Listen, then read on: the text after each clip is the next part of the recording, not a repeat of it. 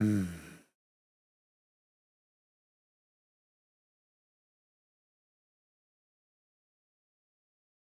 I'm just going to talk at this point in the stream, as I'm not sure if I'm live yet.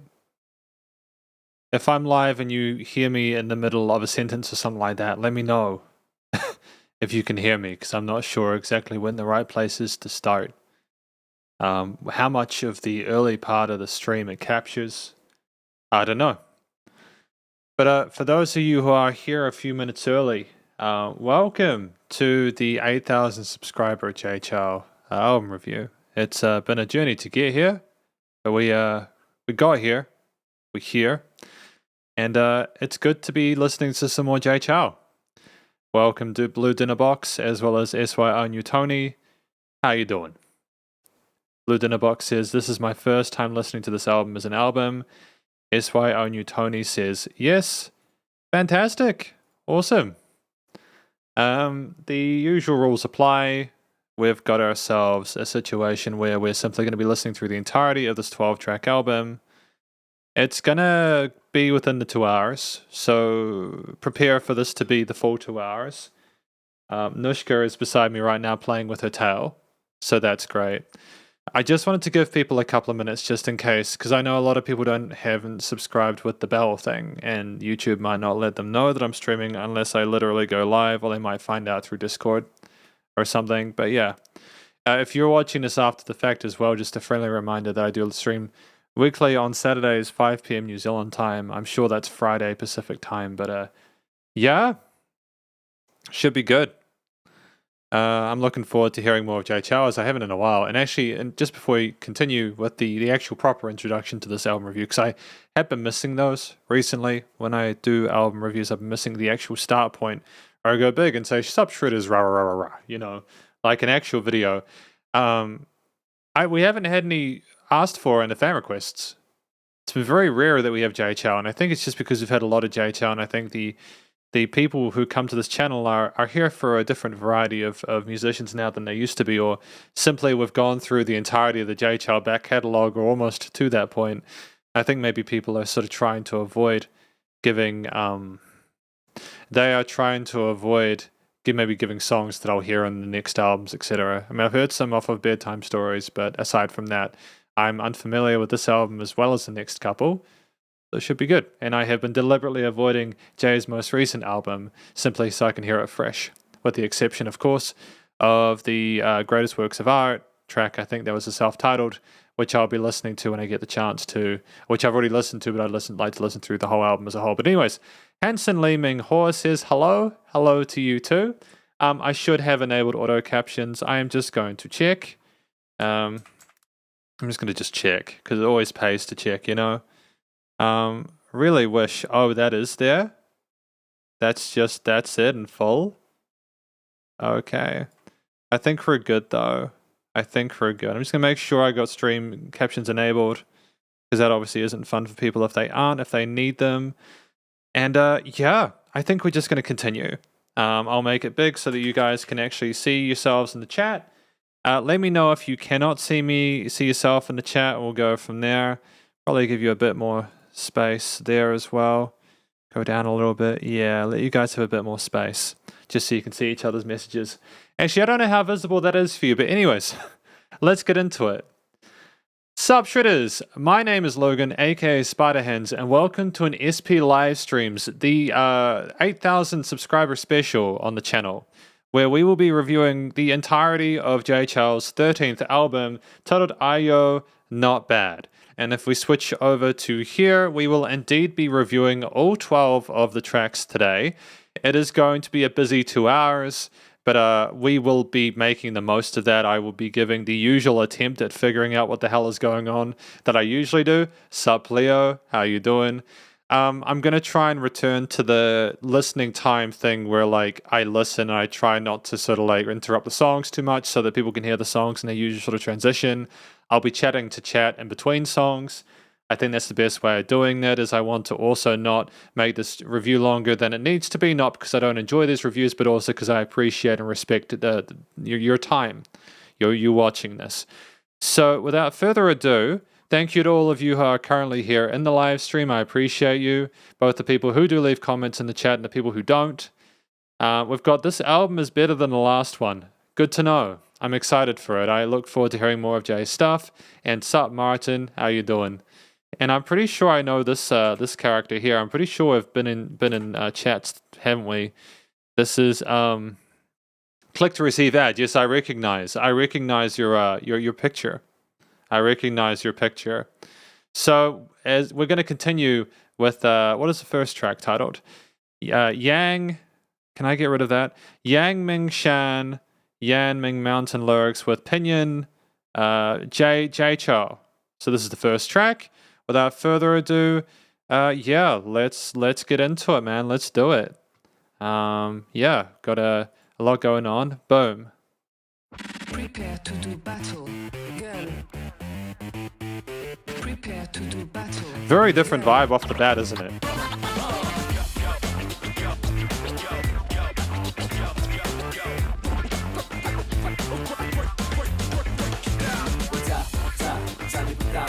Okay, so we've got electronic vibes with more rapping.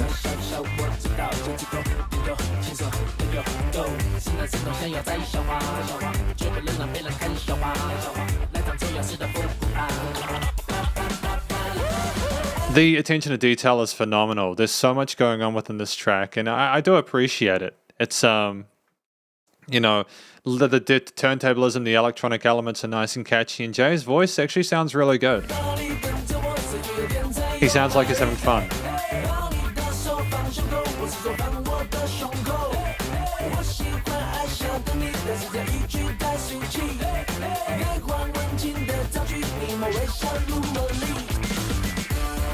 And we don't actually have that much of Jay as a focal focus. I mean, the inclusion of the wire guitars as well as the brass, there's just such an adept layering of different elements within this composition. It's upbeat, it's energetic, it's vibrant. There's a calmness, a serenity to his voice almost with the way he raps that I'm familiar with at this point.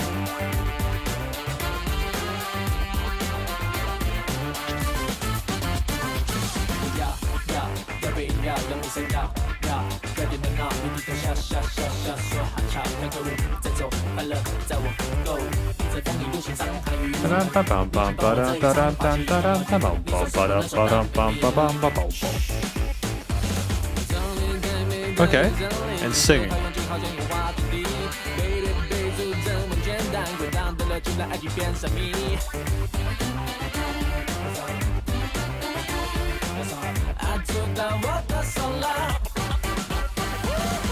I mean, it's incredibly charismatic. I really appreciate the attention to detail there, as I've mentioned, within the layering, but it's also just... Is this before or after Jay had that issue with his vocal cords? Like, I understand that he was having some issues with his physical health there. Like, there was an issue with, like, his singing or something around this time. It might have been before or after. His voice does sound a little bit different in this one, for sure. He sounds like he's being a little bit more careful.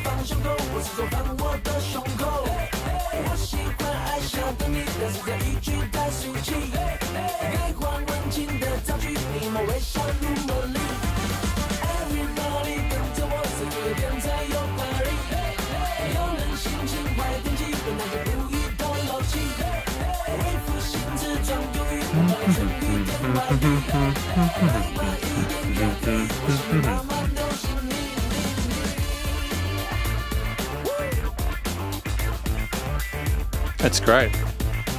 No, really charming. I mean, like, it has a big bombastic sort of feel to it. It's an interesting introduction to Jay's work. Because I don't think we have tracks like this with these kind of sort of synthy, brassy parts. This is more of a sort of electronic-ish style that he had in a few of the more recent albums, isn't it? I like the way that he accents the various notes. It's clear that we're really trying to keep the listener engaged. Yeah, before we go on to the next song, we'll have a look at the lyrics. Which just whilst I've got the song in my head, we'll go to lyrics. I just want to like figure out how the song kind of ties in to it. This just track here. I can't find you, how to hug your waist, you end up laughing and smiling.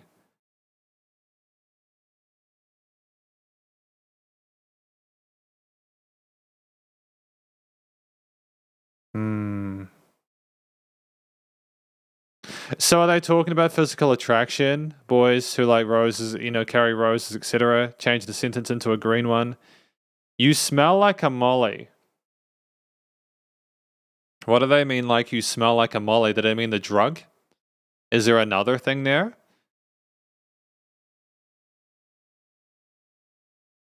Okay, interesting. I can't always rely on the translations, but we are going to do our best today. It also, as part of that, is me figuring out what's going on, right?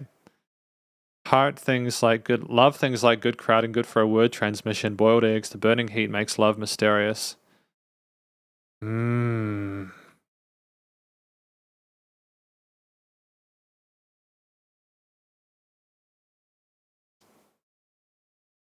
So is this about meeting someone like at a nightclub or something like that, and like the physical connection they have, their hand on their chest, no my chest, etc., and they get together and maybe they go home with each other?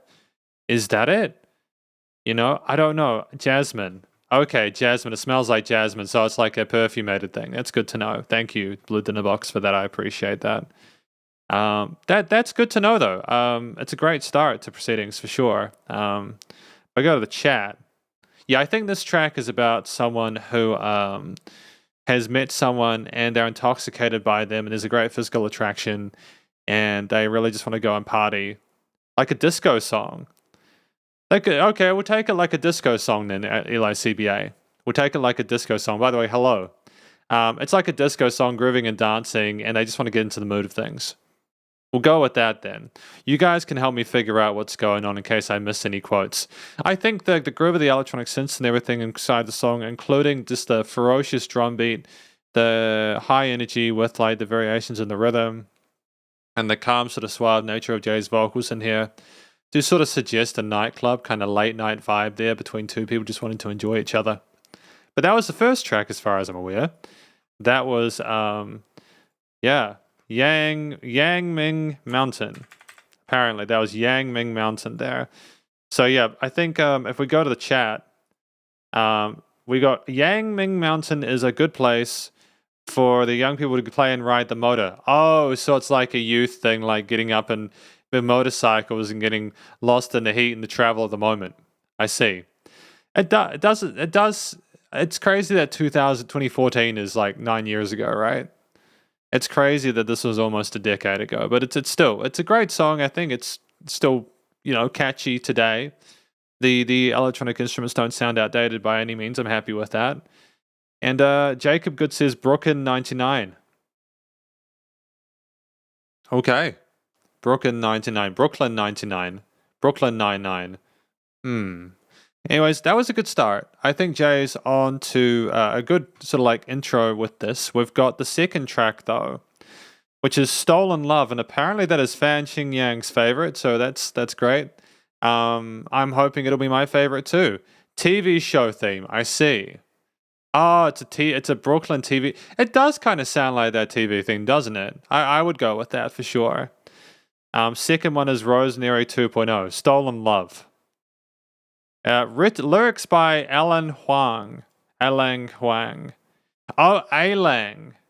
Alang, not Alang. It's Alang, right?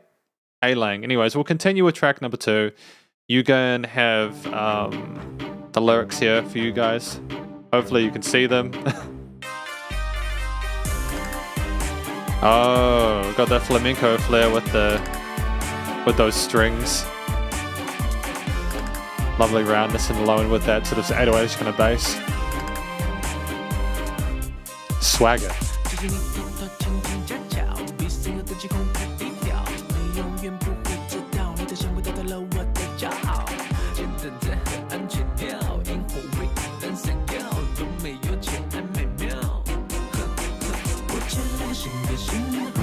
Great use of synths here. They highlight the high end really well.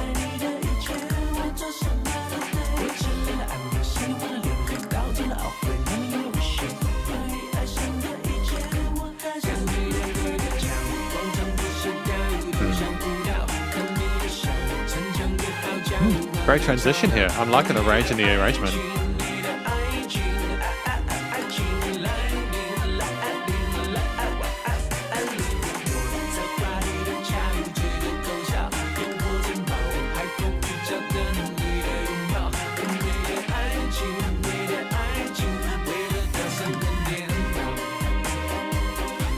It sounds to me like the music is doing a lot of heavy lifting with these really sort of like fascinating synth leads, the kind of clicky, kind of like the clackers, the clicky clackers. There's a name for those. The bass, sort of trappish kind of drum elements there. We've got the EDM-ish incorporations of the previous album, as well as just the fashionable styles around that time, with again the tension and drama, the emotion of the strings. And Jay, he's singing along to it. He's having a good time, and he's definitely adding to it. It just seems like he's more kind of he's being carried by the vocals. I don't mean that in a bad way. It's like he's getting lost in them, as if he's trying to sort of smooth everything out to suit him sort of like more personally. But I like how engaging these themes are behind it. Great use of accordion here.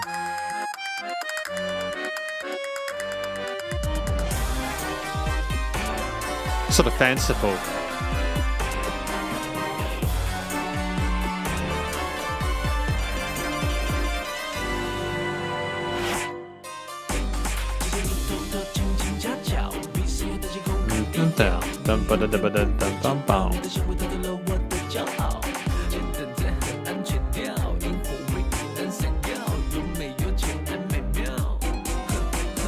I like the panning of the instruments. There's a little kind of harp thing going on the left side, and it's very distinct from everything else, and it shows that we're aware of the importance of the sound design within a track. It's not just that Jay Chou can sing and rap.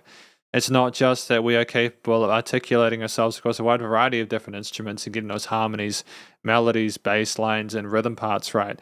We're now looking as much as that toward the range of different options we have with the stereo field. It's good. They're making the most of the advances we had around this time in music production.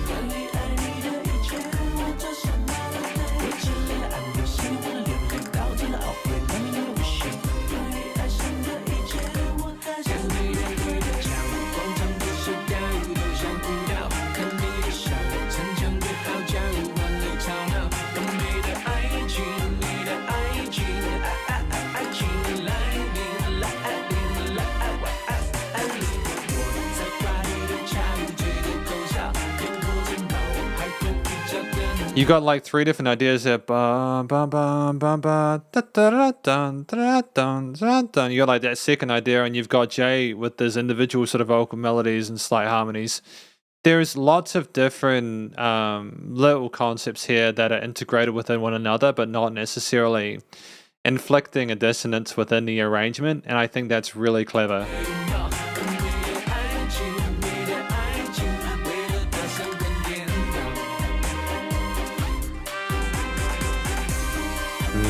Is that a brass or like a synth brass?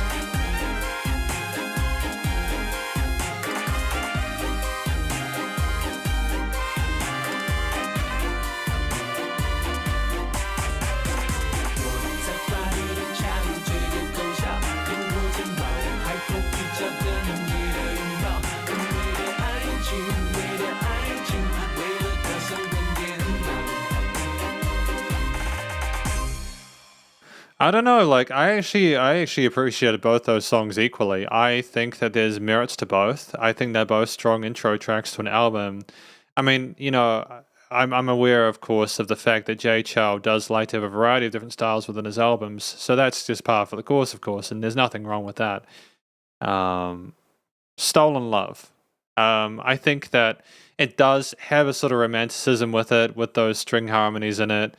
And like the flamenco, like that kind of like tap dancing, those kind of staccato pits there.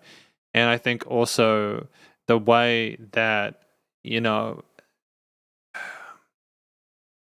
kind of Latin fusions there were just that emotion was strong there.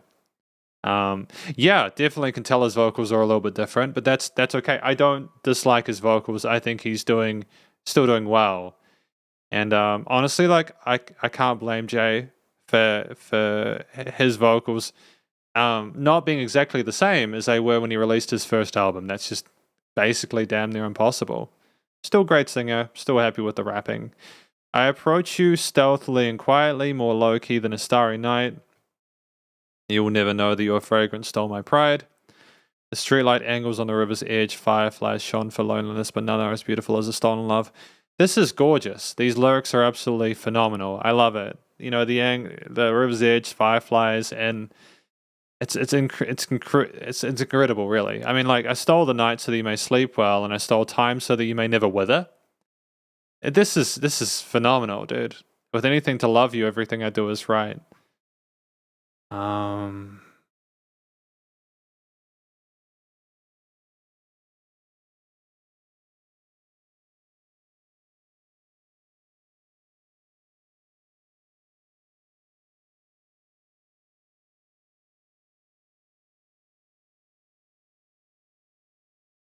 Okay. I think that what he's basically describing is that he's frustrated because he doesn't have that person in their life anymore, and he misses the fire, the spark that was there. He's a castle with fireworks where, like, he's just waiting to have that spark with that person, but it just never comes because the love was stolen by them.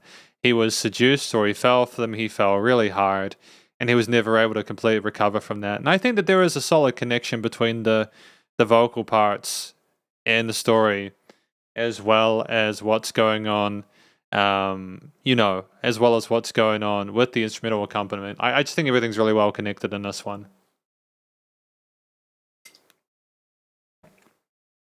I think it's really good. I gotta try not to spill water on my glasses when I'm recording.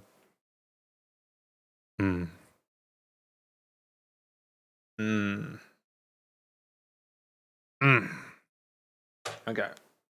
Just put these back on. I need new glasses. I haven't got my... Oh, now the other side's a bit foggy. I haven't got my glasses changed in like 4 years, and I really should have done it by now. But shoulda, woulda, coulda is like a dirty word anyways, right? You know, saying that stuff's not healthy, man. Just do what you gotta do. Best you can. Yeah, it'll be fine.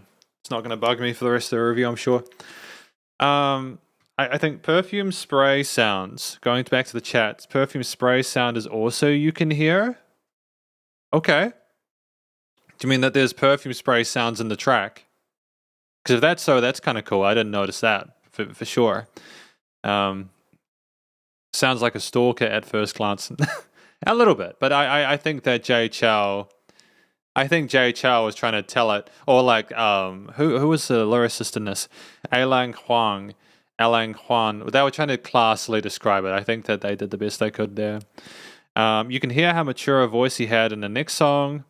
And I had bad glasses last year. My sight gets worse now. Damn. Well, hopefully you're able to find a way to be able to see the best you can with what's given. I guess worst case, there's laser eye surgery. I hear that that's kind of mixed though, you know.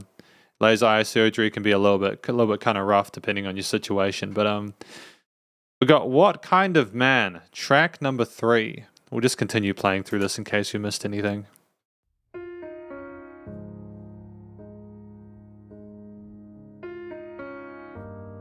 Oh, nice turn there with that accord there. Oh, classy.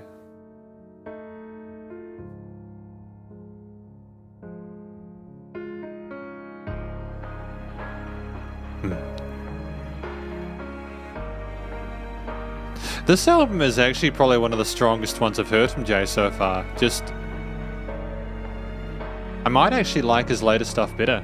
Is that a sin? 亲吻你的手，还靠着你的头，让你当胸口，那个人已不是我。这些平常的举动，现在叫做难过，哦，难过。Wow.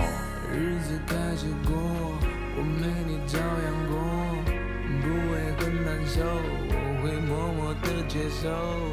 反正在一起时，你我都有开心过，就足够。I just want to comment on how I actually like Jay's voice in this. I think it's very distinct. He sounds like he's confident with his voice, but he also acknowledges how it's changed. The arrangement behind him is beautiful. Great controller falsetto there.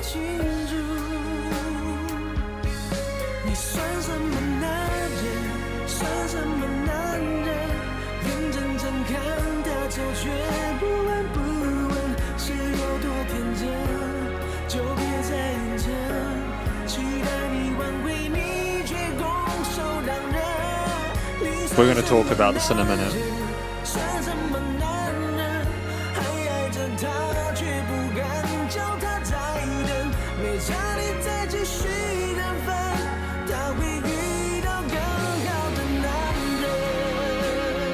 Oh, he hooked me with the guitar part. Some lead octave chords. Phenomenal choice.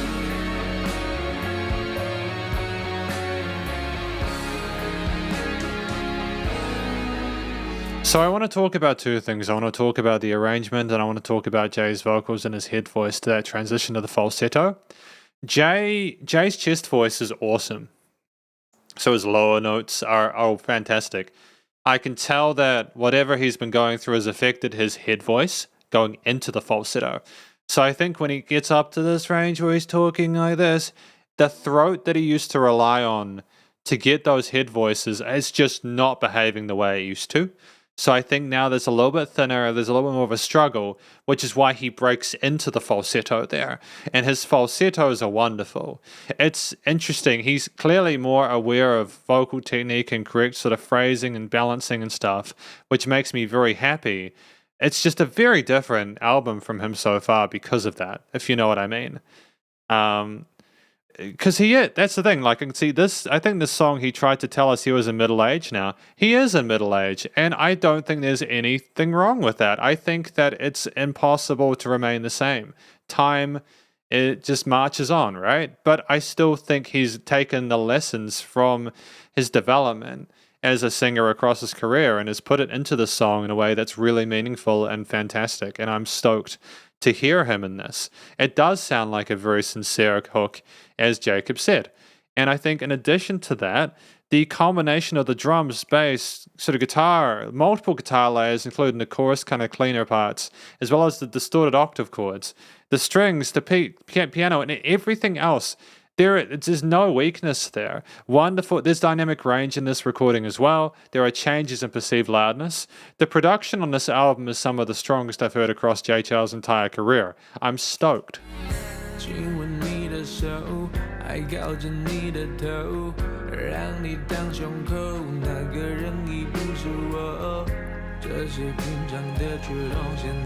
Great. He's not just relying on one instrument. He's bringing out the best of all of them. 日子开始过，我没你照样过，不会更难受，我会默默的接受，反正在一起时你我都有开心过，就足够。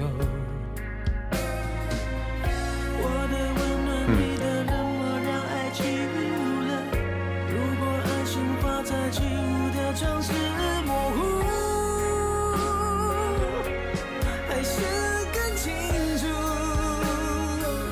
I mean, I'm not super happy with those raises, but I also understand it's difficult. Like, it's tricky because it's the tone and texture of his voice that has shifted. He is still able to get those vibratos cleanly, which indicates to me that maybe this is him exercising proper vocal technique, and this is what he's got with his capacity at the stage he's at. It's a little bit thinner, and there's a little bit of a harsher texture to it, but I don't necessarily mind it. It's not like there's vocal fry.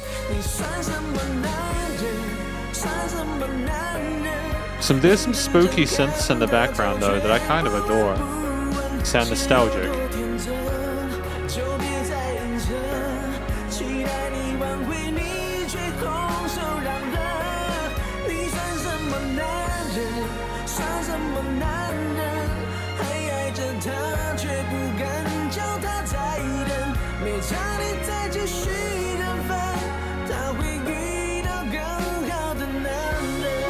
Great flurry with the strings. Interesting tone fill. Middle 8.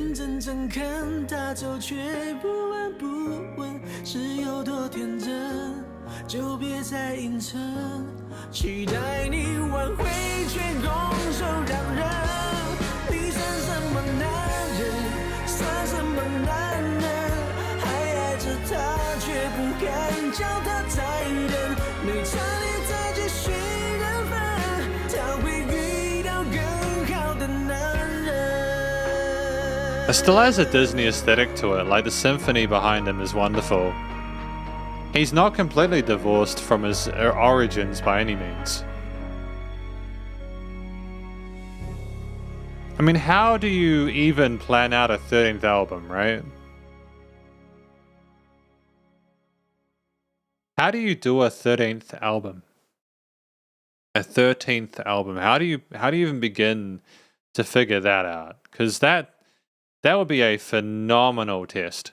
Like, I can't even imagine recording like a third album, let alone a 13th. You know what I mean? It's crazy stuff, dude. But I'm proud of Jay for continuing to put out music. I think so far these 3 songs have been spectacular. I think that he's showing, for the condition his vocals are in, a phenomenal vocal technique. I'm super stoked with the arrangement accompaniment behind him. It does sound nostalgic, like he's looking back at his history as a musician, where he's been and stuff like that. It does remind me of songs from like across his discography.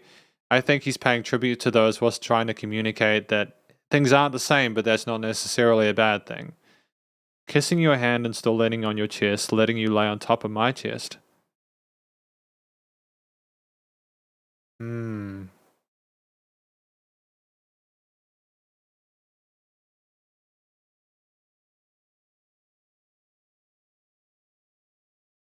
I think this is him talking to himself. He's like, what kind of man are you? Repeat. You still love her, but you're too scared to ask her to wait again? There's no difference. You continue to accept your fate. She will meet a better man. That's some rough life lessons, right? Letting someone know, hey, if you continue to make these decisions, you're just going to lose them. This is all you, and you are making the mistake here. It's a hell of a lesson to learn in life, you know? It's phenomenal though. I think that the story does match the warmth of the arrangement, the instrumental parts behind it. It does kind of have that love song kind of aesthetic, but there's a sadness to it as if it's all very bittersweet, like a love lost. And it does not sound like it resolves. As if to say that maybe it's better that she does find a better man. It's a trippy thing to talk about. But I love the story. I think all 3 of these stories so far have been compelling. Even though I wasn't necessarily sold initially on like, Yanming Mountain, I can still appreciate the vibe and the aesthetic they were going for there. Blue Dinner Box says, I think the reason why I didn't listen to the album is because the album looks so not aesthetic to me that I don't want to click into the album. I'm fine with the song though. I mean, I can get that. I think that there's a problem across a wide variety of genres is that I think just people try to make themselves look cool when it's the music that matters. Does that make sense? So like, I think that is the thing that really screws people more than anything is when people go into like fashion trends and they have design decisions with their songs where like they have kind of like in the edgy stuff of like the mid 2000s. There were a lot of phenomenal musicians that just put the edgiest stuff on their album art. And it was fashionable to do that at the time. But now a lot of people might not listen to that music because the art is just kind of cringe. And that comes from me as someone who grew up as an emo in the mid 2000s. It's hard to get behind a lot of the stuff there, And that's partially due to labels kind of getting too involved in the design process, thinking they can advertise the musicians better than the musicians can when they're the only reason that the labels have anything in the industry. It's interesting though. I get it though, is what I'm trying to say. We got number 4, Passerby, by Vincent Fang. Jacob Good says, there is a all-time J-Fav in this album though, extra large shoes. Well, that appears to be number 9. Oh, I get it. Don't get me wrong. Like, I understand it. Blue Dinner Box. And thank you, Shenyida. I'm going to type to Shenyida in case this doesn't. Can I do that?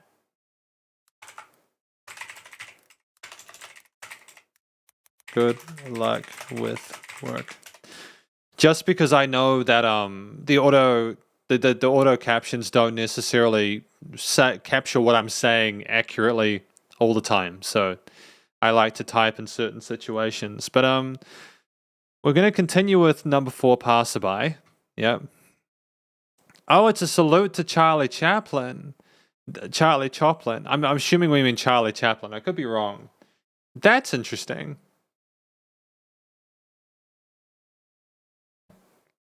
Is there a song specifically about Charlie Chaplin in here? Unless we're literally talking about Charles Choplin. I just want to make sure. I mean, I'm being genuine as well. I'm not trying to be silly. Anyways, we'll continue. Number 4.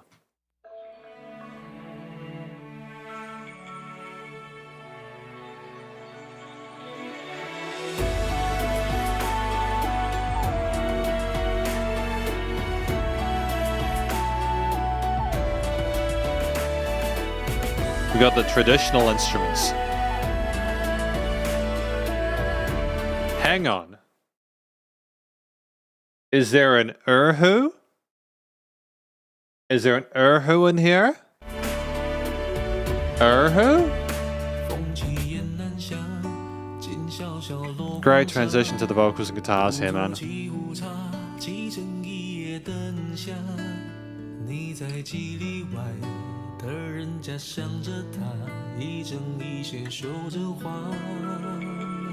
Oh my gosh. That was so pretty how they came in the little pitter patters on the left side, man. Wow.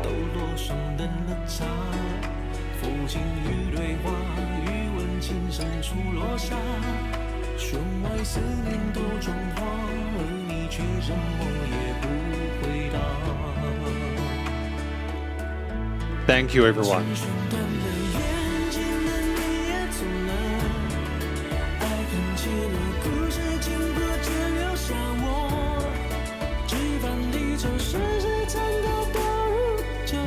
The falsetto is phenomenal.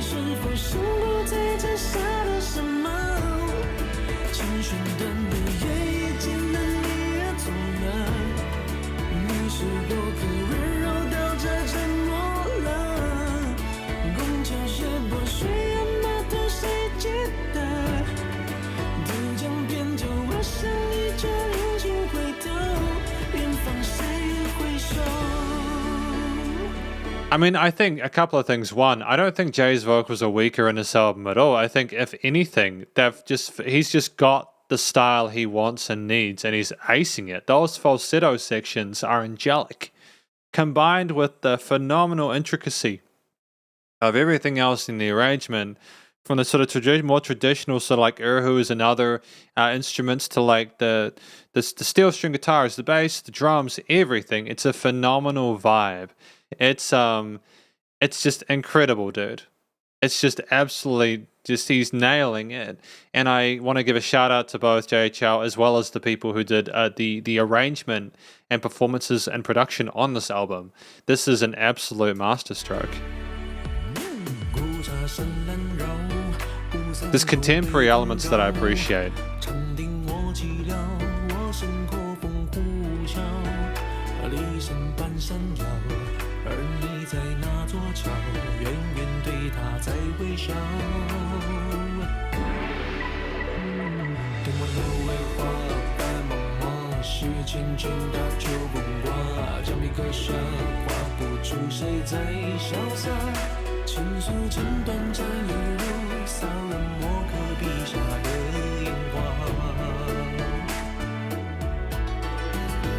And you like had the little tippy-tappy hand drums and stuff like that, as well as the other little clicky bits, and all these little bits of development there compositionally, bringing it up without making the verse louder than the rest because of the tightness of the music production.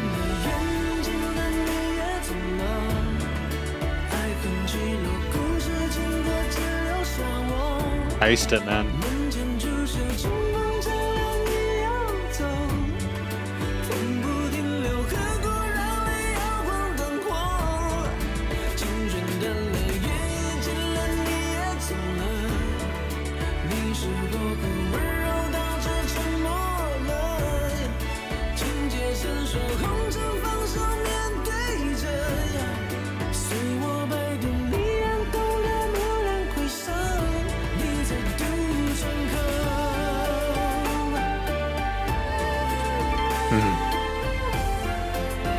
Another lead element.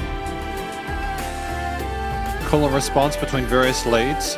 Unpredictable chord progressions.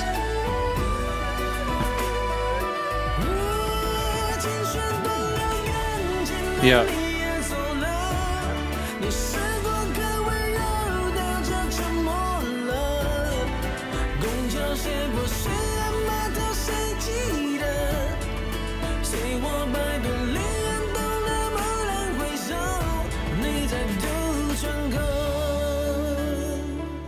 And this is what I wanted from Jay for a very long time.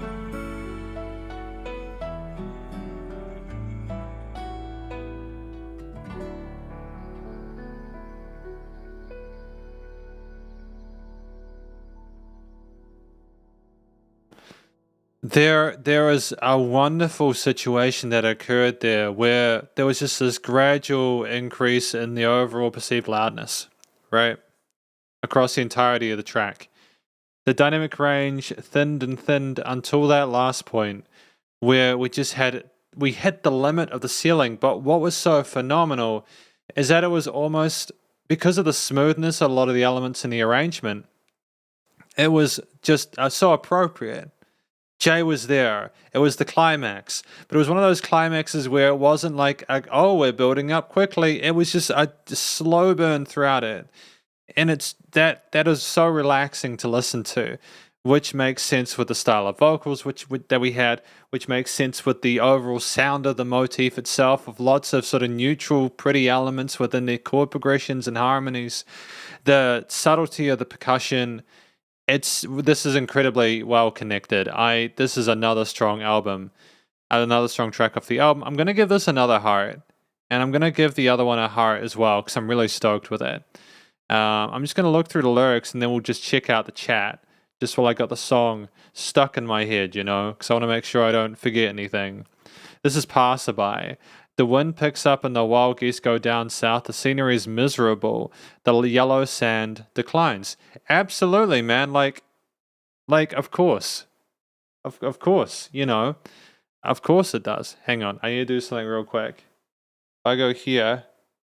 No, I didn't want that. What did I do? I'm trying to get it so that it goes. Here we go. Oh, it's behind the thing now. Ha ha ha. Yeah, so I'm just going to continue with... Sorry, I just wanted to make sure that the lyrics were hiding my hand here. So that was kind of a visual thing, Sitting alone, steeping a pot of tea, sleeping until it becomes night. It does sound like the music. You can imagine it. It invokes similar imagery without me understanding the story through hearing the song without the translation. The frost of the dawn climbs the darkish roof tiles, shaking out the frost.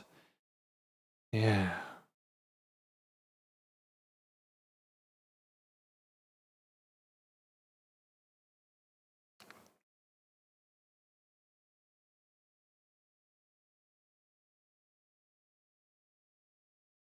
After the fog scatters, the north wind rises. Zen has made me quite quiet and desolate. The wind behind me is whistling.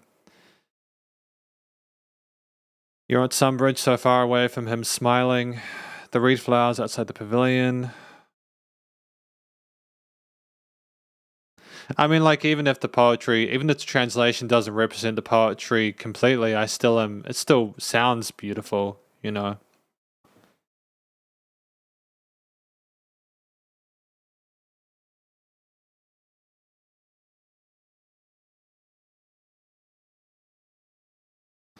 I think this is basically about someone who might be watching someone they admire or into from afar.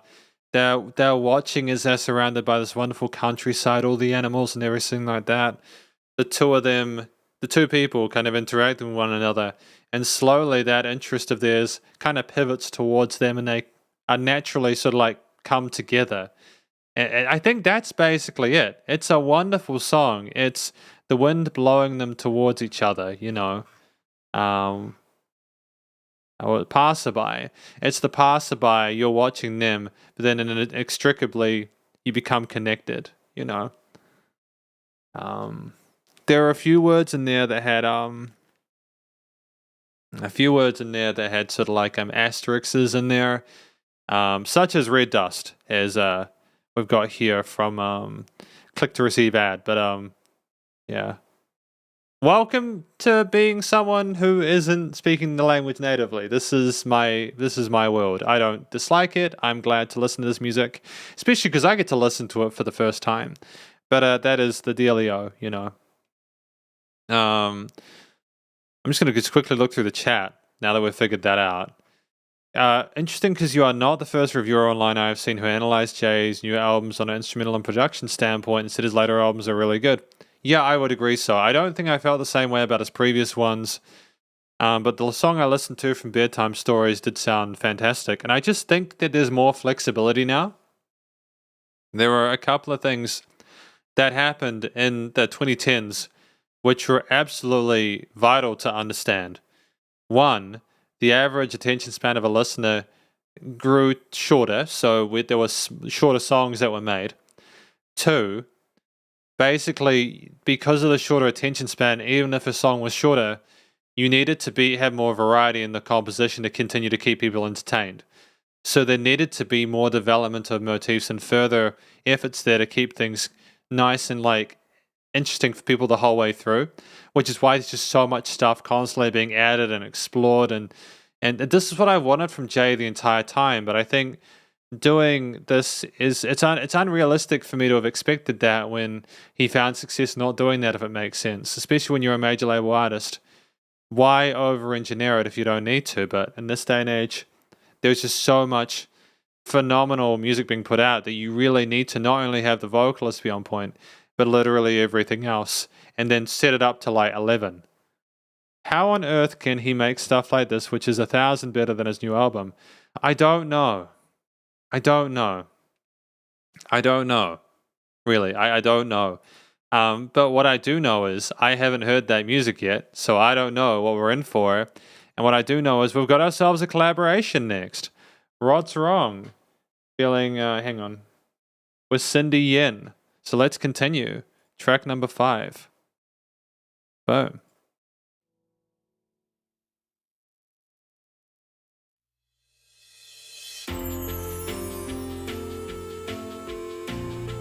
Oh, really dope little synth part in the leads, man. Let's go. What's Wrong featuring Cindy Yin.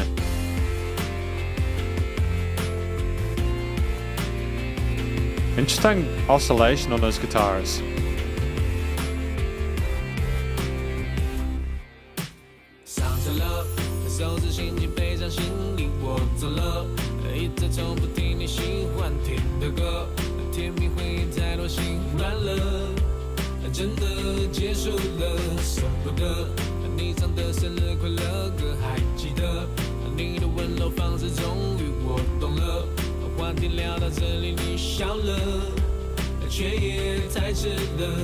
It's unusual to have the double tracking here with the vocals. It's not something I hear from Jay that much aside from his rapping elements, so for it to be kind of like more of a sort of a simpler kind of chant format, it's great. Not sure if everybody would have loved the squareness of those backing synths.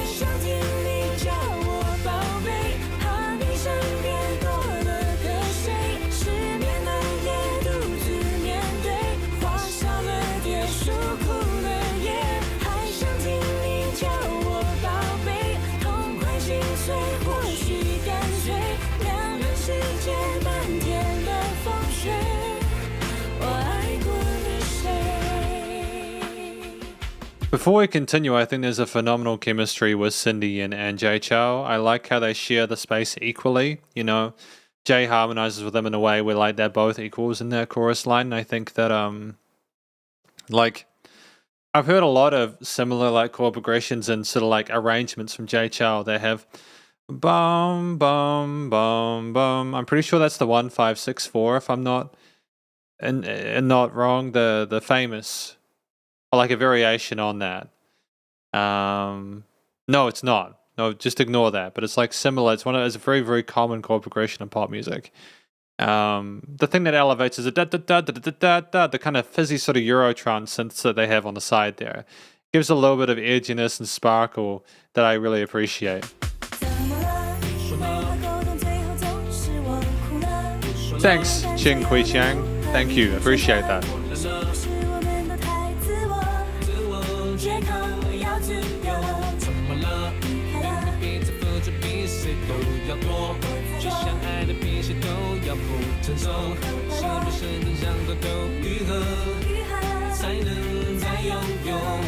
I mean, here they just, yeah.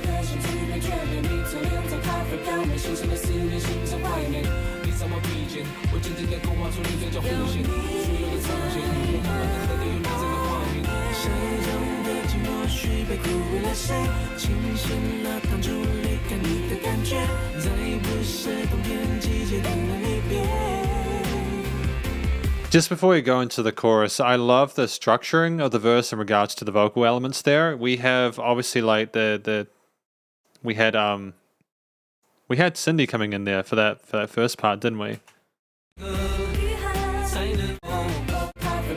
Or did we have her going?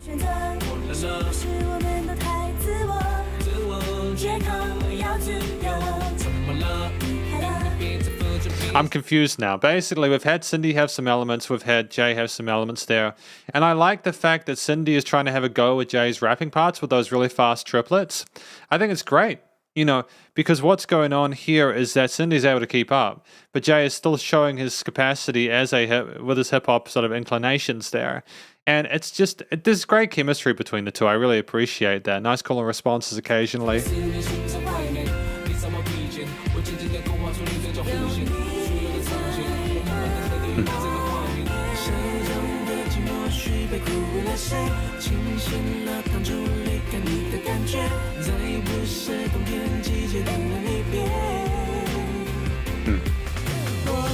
Cool. Nice snare fill going into that.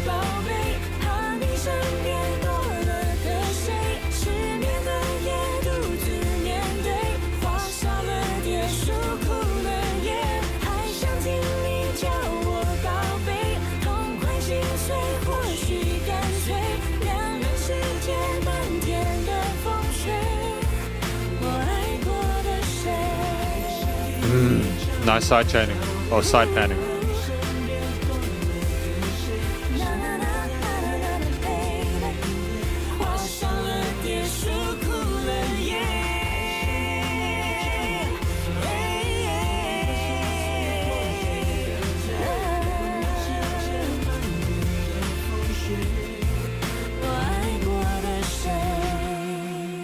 That was phenomenally busy the entire time. But I kind of dig it.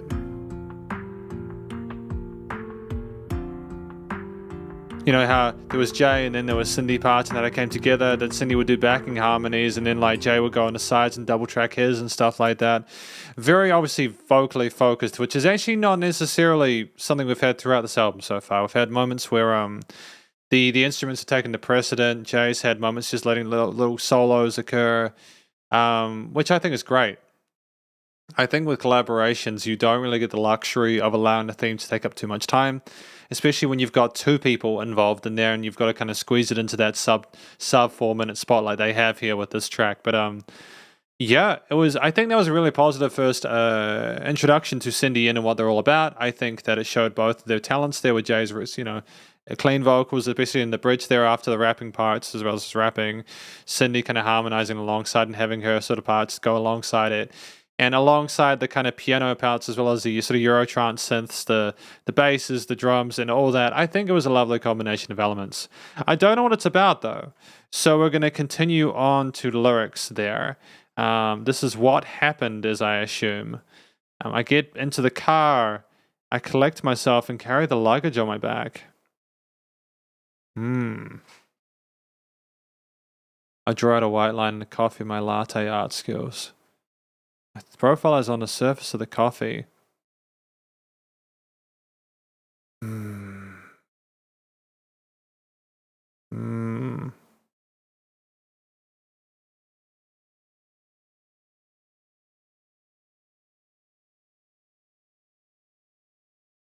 So is this song from both of their perspectives? Is it like Jay's and then Cindy's, and then they come together with a shared mutual sort of feeling on how things ended out, you know?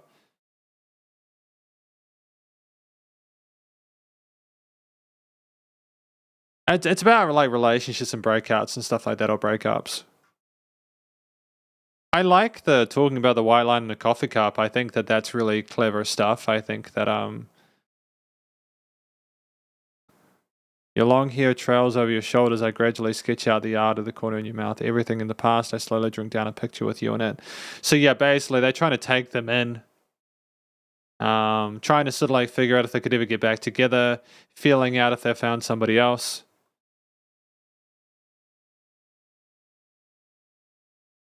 I still want to hear you call me baby, an enjoyable heartbreak. Perhaps it's more clear cut. A blizzard engulfs the sky in our world. Somebody I used to love. Interesting. So I definitely think that one is more about it's like a more of a kind of an accessible radio signal than anything else, of course, because the aim here is in a collaboration to find something you can both talk about and both suit the quote unquote brand of yourself as a musician. And I think that the relationships is just a great way of doing that. Having the male-female perspective is smart because it's like the to and fro of it. And I like the fact that even though there's a cheery kind of theme to it, they're not afraid to get a little bit heavy with the kind of fear of someone sleeping with someone else. You know, like it's good stuff. Anyways, that was the track number 5. Rayquaza says, wait, just realized how you're able to see the number of plays on each song in the album. Yeah, you are. So basically we've got like 5 million here, 1.8 million on track number 6, which is Read Them Out in One Breath. You know, it's good. Track number 3, which was What Kind of Man, got 35 million. Although I'm not unhappy about that. I think that it was well earned. Track 3 was good. But I'm... Whoa.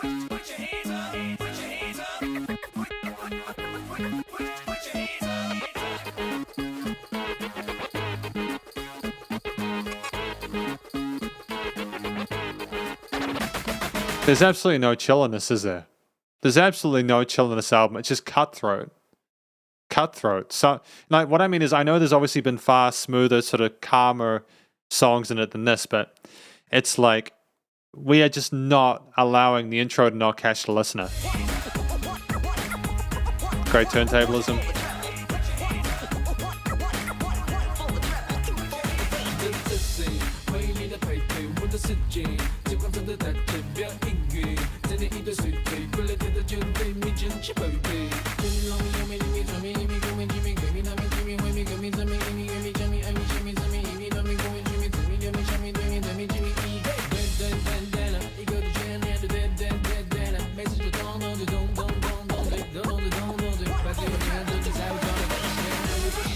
Holy crap, there is no sleeping on this.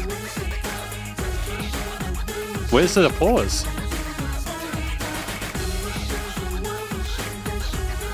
It thumps, dude. It thumps. There is absolutely no sleeping on this. I think they were aware they were making a 2.5 minute track, and they were like, right, get the rap flow in there. Get Jay rapping his butt off. You know, rapping his ass off. Get the turntablism, the really authoritative bass grooves there, the drums kind of pulling us forward. It's excellent. It's excellent composition and arrangement. Great use of time. Oh, a swing feel? Really? Triplet flow. What? A triplet flow? Are we going to 16th triplets? What are we doing here, man? What is he up to?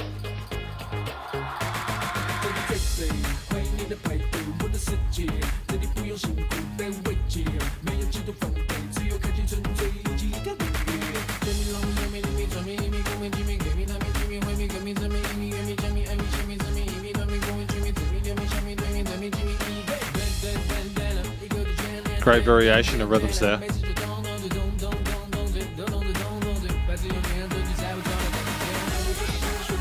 Of course he is using falsetto here, isn't he?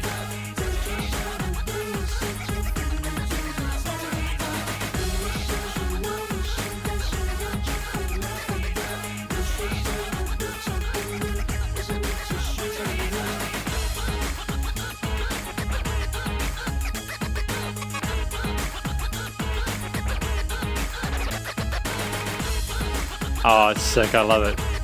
I love it.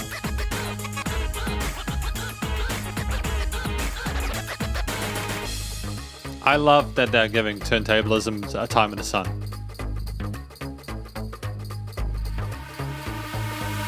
Because it's been such a big thing in J. Chou's albums, I've always felt that, except in very specific circumstances, the turntablism and DJing that they have in these songs has always been understated. It was such a great departure from what we've had previously with like the piano sort of guitar-centered rostered stuff. They just have synthetic elements here, like the kind of the stabs, the bassy kind of stabs there, the percussion pushing us forward, man. The intense flow on the rapping vocals, the falsetto again in the choruses, was wonderful. Yeah, his voice is fine. He's nailed it. I want to hear what this one's about. It's got a hell of a personality to it, doesn't it? Yi Kao Chi Kwan Yan Dui. English translation. Who will send you... What is this called? This is Read Them Out in One Breath. Oh, I broke it. No, I didn't. I didn't break it. Lyrics. Who will send you to my world in the spacious street music? Remember that broken mouth the challenge. Oh.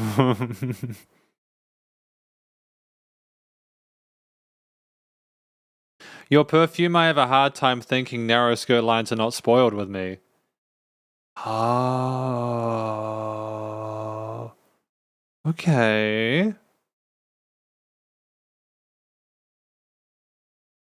You smear, I feel the heartbeat. I'm gonna break the watch. Wrap the source. Noisy, noisy. Falling, you only need 1 second. Writing, you need one, me. Blah! It's hard. Writing you need one me Timmy only my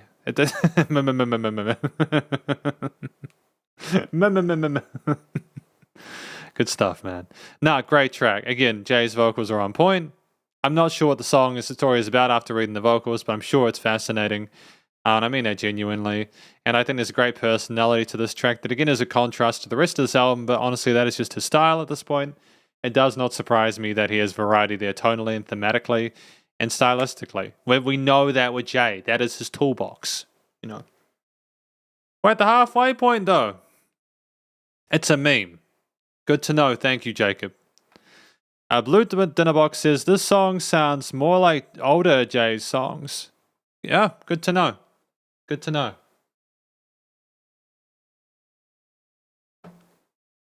And, see, I think that's a beautiful thing, man. When people just want to create something funny and dope. Music can be fun, right? And I think Jay, at this point in his career, doesn't have anything to prove to anyone. So why not just let it flow, man? Let it flow, let it flow, let it flow. It's a bit too early for Christmas, though, right? No wonder it became a meme, though. I wish I could like try. I knew the words like how the romanization of it. Hang on, can I do this?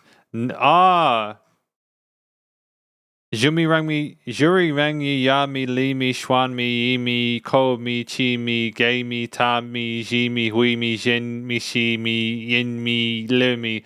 That is so hard. You guys can try it. You guys can try it. You guys can try. I'm gonna press it in there. There's that one. And then there's also that one. Let me know if you guys can do it alongside what Jay's doing. Because I sure as shit can't. But it's cool. It's cool rapping, man. But that was by Vincent Fang. Vincent Fang wrote the lyrics for that one. Crazy, dude. But we've got track number 7. Next, I Want Summer, featuring Gary Yang. And these lyrics were written by Jay Chou. Let us continue. Thank you to everyone who has been watching so far. Hopefully you've been enjoying the review so far. I look forward to doing more of this. Just for anyone watching up until this point, the next Jay Chou album will be at 9,000 subs. So if you have not subscribed, please do. If you want the 14th album. And yeah, we'll just continue with this track. I Want Summer.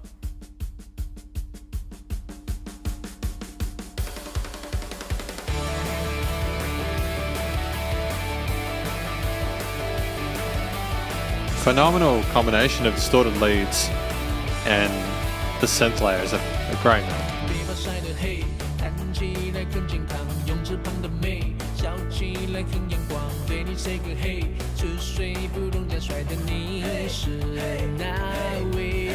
管那天多黑，反正还有月光，脚步继续追，冲上沙滩的浪，越嗨越不累，音乐不停，我们也停不下来。 I think it's great. You can hear the different vocal textures distinctly. You know, you can hear the vocal textures distinctly here, and it's great to have again Chou one part, Gary the other. 一起手来，尖叫呐喊，荧光棒、仙女棒，管你还有什么棒，都一起摇摆，冲冲冲冲冲冲向海边 ，Go Go Go Go Go， 准备疯癫，我要下点，在我耳边碎碎念，冲冲冲冲冲冲向海边 ，Go Go Go Go Go， 到你身边，别说再见，我已经开始想念。 It's a hella catchy track. Like honestly, this is a hell of a single. I wouldn't have been surprised if this had like translated well in the Western market. There was a lot of music that came out like this in the mid 2000s here, like in New Zealand, like in the States and stuff like that. But I think that Chou and Gary Yang make the style their own, that kind of pop punk kind of summer vibe, as Click to Receive Ad was talking about. Sunshine Nerd 2.0, good to know, as well as Axitim mentioned as well. Another summer bright, this and that Pool Life song. It's okay if you're not into it, man. I dig it. I like the song a lot. I think that the theme is nice and catchy and upbeat. It's not trying to oversell or overpresent itself. It's just trying to get you to dance along to it, man. I think this album has definitely earned a few tracks like this, which are taking themselves a little bit less seriously. I love the synths with the guitars, arpeggios. 手背好晒的黑，看起来很健康，泳池旁的妹，笑起来很阳光，对你 say 个 hey， 出水芙蓉加帅头，你是哪位？管那天多黑，反正还有月光，脚步继续追，冲上沙滩的浪，越嗨越不累，音乐不停，我们也停不下来，举起手来，尖叫呐喊。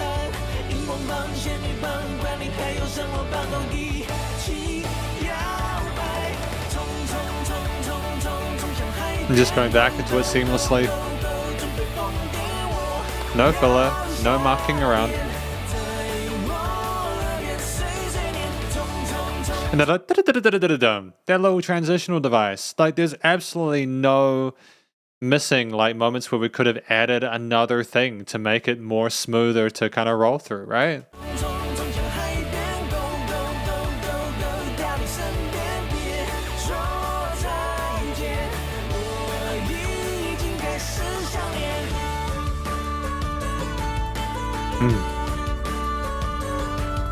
Celtic flutes.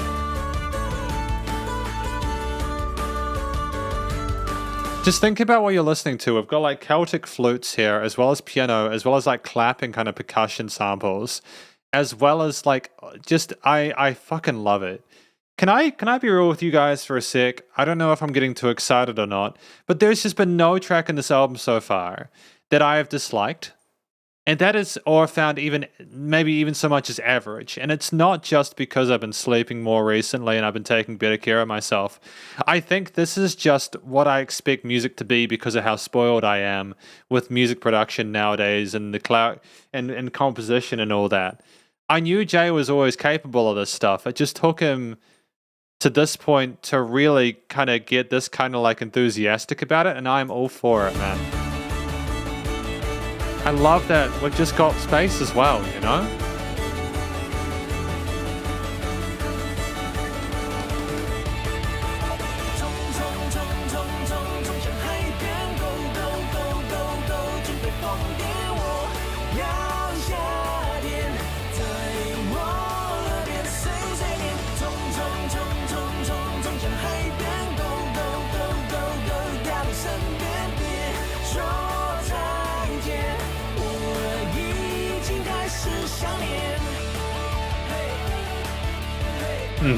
Nice peppy look. Da da bam bam. Da da da da da da.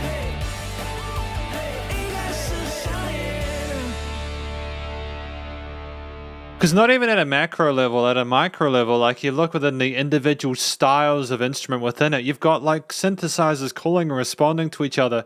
Dun da da da da dun dun. Wow, you know, kind of like portamento stuff going on here as well. The Nushka's biting my hand right now. Nushka, what are you doing?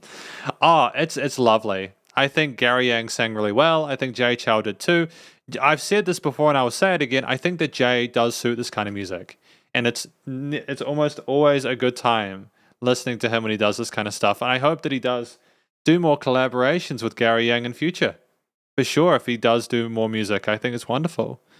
And yeah, no complaints about that one. I'm going to give that a like as well. Yeah, I'm going to give that previous track as well a like, I think. The one about reading him out of breath. Now, this is looking a bit rough. I don't like this. I gotta zoom out, right? What is the ad, though? Why have I got that ad, though? No, I don't want that. Go away. Trying to read the lyrics. Oh, so this is him on a jet ski. He wants summer. It does sound like summer, though, doesn't it? If you listen to it, you know? It does sound like summer. Don't be afraid of a tan. It looks very healthy.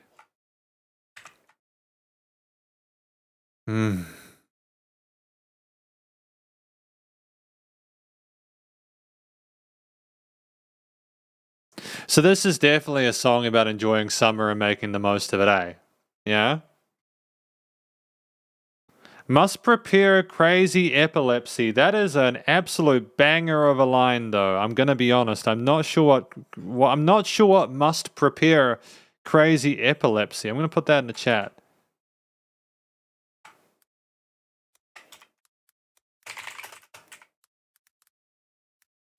I don't know what that is, but you guys can help me figure that out. Don't be afraid of a tan. It looks very healthy. Anything else? I can't stop.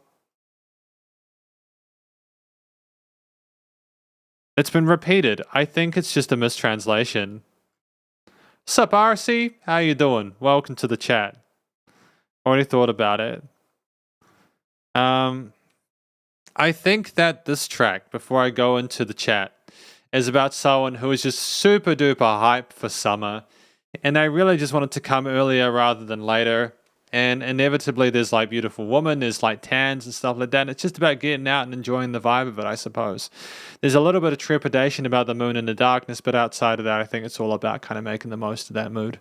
And I think the upbeat nature of it, prepare to go wild. Thank you. Thank you for that, Xing. I appreciate that. That's good to know. Because I wouldn't. I don't know how to translate that literally, so I appreciate the help. But yeah, stoked. Well done to Jay Chou and Gary Yang for that. So there's a lot going on. Jay, he tried it when he was attending an award ceremony. Is that the Limmy Nimmy thing? Yeah. Well, I mean, like, it's great that Jay does his like rapping stuff outside of his videos and that he can do it in performances as well. That's cool. Blowjike.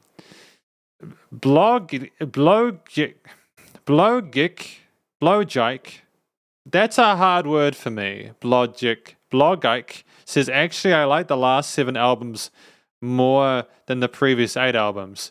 That's a fair comment. I think that there's pros and cons to both. Axthem says, the translator just used some serious word, but it's not that way, lol. Thank you, I appreciate that. It was giving me a bit of a moment, if I'm honest. I was feeling a little bit uncertain about what I was getting myself into with crazy epilepsy. But we've got Handwritten Past, track number 8. I love Jay's collaborations, they're fantastic.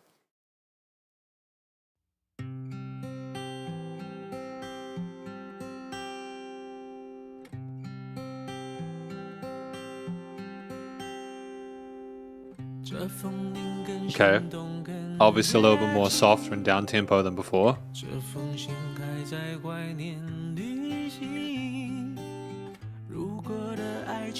我太年轻，你是我想要再回去的风景。 Now, let's play a game. Do you think that A, he is going to introduce a new instrument here, or B, he's not? I'm going to go with yes. 这别离被拼装成秘密，这出去 No, he's not. Damn.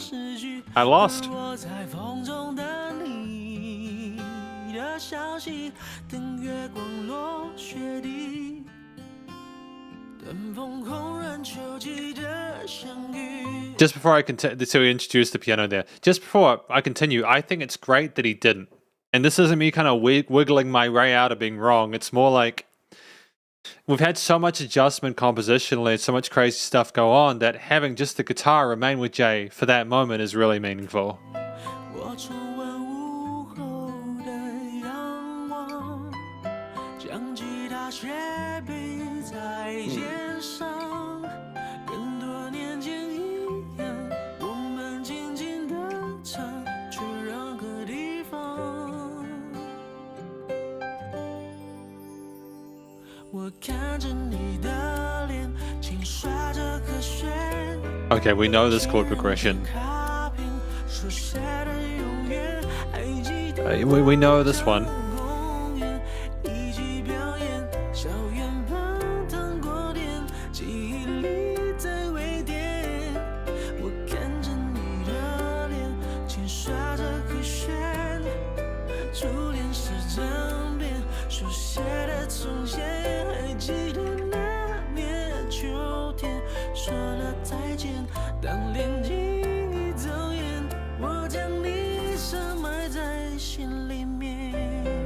He's just basically filling his ballad quota for the album, isn't he? At this point, like I think there's like a chord progression box, and we take the progression out of the box, we slam it into at least one song per album, and we're like, that's the one, that's the one. That's probably going to get more listens than, yeah. See, 22 million, 22 mil. I swear, man, that chord progression is a magic trick. That is the secret sauce. People love that stuff, man.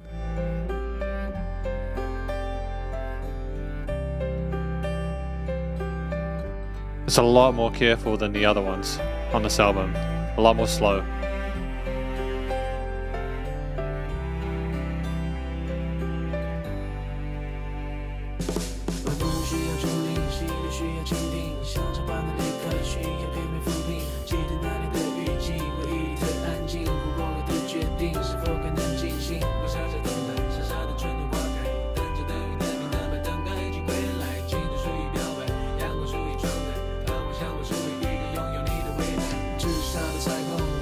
Okay.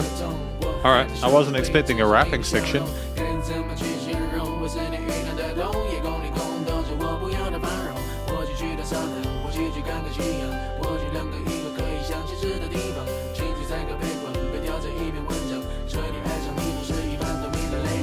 Is that one of the first times we've had like a dedicated like clean sung vocal verse and then like a dedicated like rapped part for the second? I don't think we get that often. A lot of the time we have Jay either rapping throughout or like in specific sections per song. So like the verse will be sung, the bridge might be rapped or vice versa. But it's rare that we have a verse just sung and then the second one be rapped. I like that. I think that variation is fantastic. It's unpredictable. We're trying to sort of like try and find a midpoint between maybe some of the older material where people are used to more sort of like conservative, careful sort of like concepts, and in a comparison to what we have here, where throughout the rest of the album we've been sort of a little bit more sort of experimental and adventurous with the excitement and like the layering and stuff like that. I like trying to find a midpoint.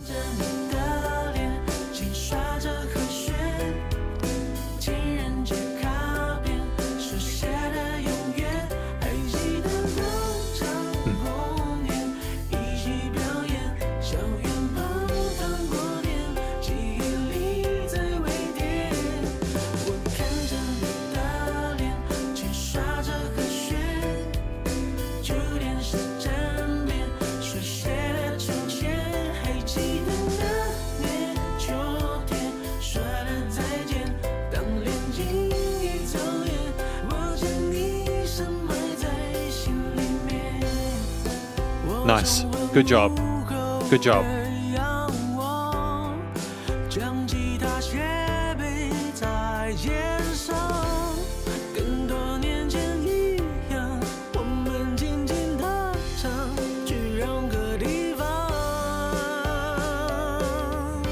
I don't mind the fact that we're going for contemporary, like sort of classical tropes in this, because we're attempting to at least have a different chord progression for like the interlude. If we go back to a more dedicated alternate style of singing there. And to be clear, I wanted to also comment to Axeth him that said melodic rap. You're absolutely right. What I also think I liked about that second verse section was that he was harmonizing on top of himself there to make it more colorful, to add further development to it. It's wonderful.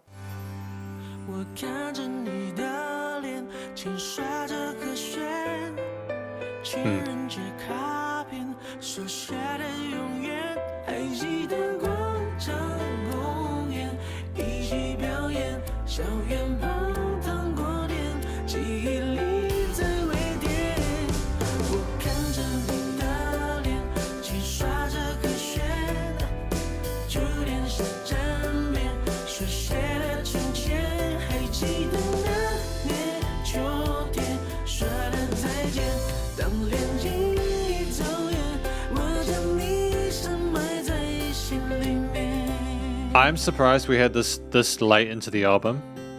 The fact that we had like a dedicated ballad sort of more true to his older form fact in this album this late is surprising.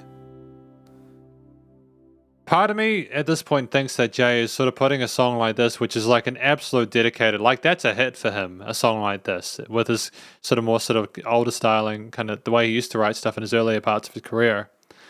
That this is like a dedicated hit, surefire hit for him. So part of me wonders whether he's putting it this late into the song because he kind of wants people to listen through his other stuff first to kind of get more of a feel of where he wants to go. And it's kind of a double-edged sword because people are just picking the tracks they like there. The problem with Spotify and other digital streaming platforms is that often it's not even that you can just choose whatever song you want from the album. It's that you don't even need to care. Like the top ones will just get featured regardless of what you do. So for example, like on JHL's front page, you'll have like the top 10 tracks highlighted. So when this first came out on Spotify, it might have just had these big tracks anyways, regardless of whether or not they were placed on that 7th, 8th position, Still, I like the piano playing. It was articulate. There were very slight variations in the chord progressions in there. The temperament over the song was great, and I like the variation with the vocals. There's a lot to appreciate here, even if it does. I would have preferred there to have been some spicier sort of like ingredients within the actual last chorus. I think we could have potentially had further lead layers. I think we're a little bit too conservative with our layering in that later half. But outside of that, we've got handwritten past, as I understand. The wind chime sounds very close to my heartbeat. This letter is still cherishing traveling. All the love that I am passing by are too young. You are the scenery I want to revisit, which is interesting there,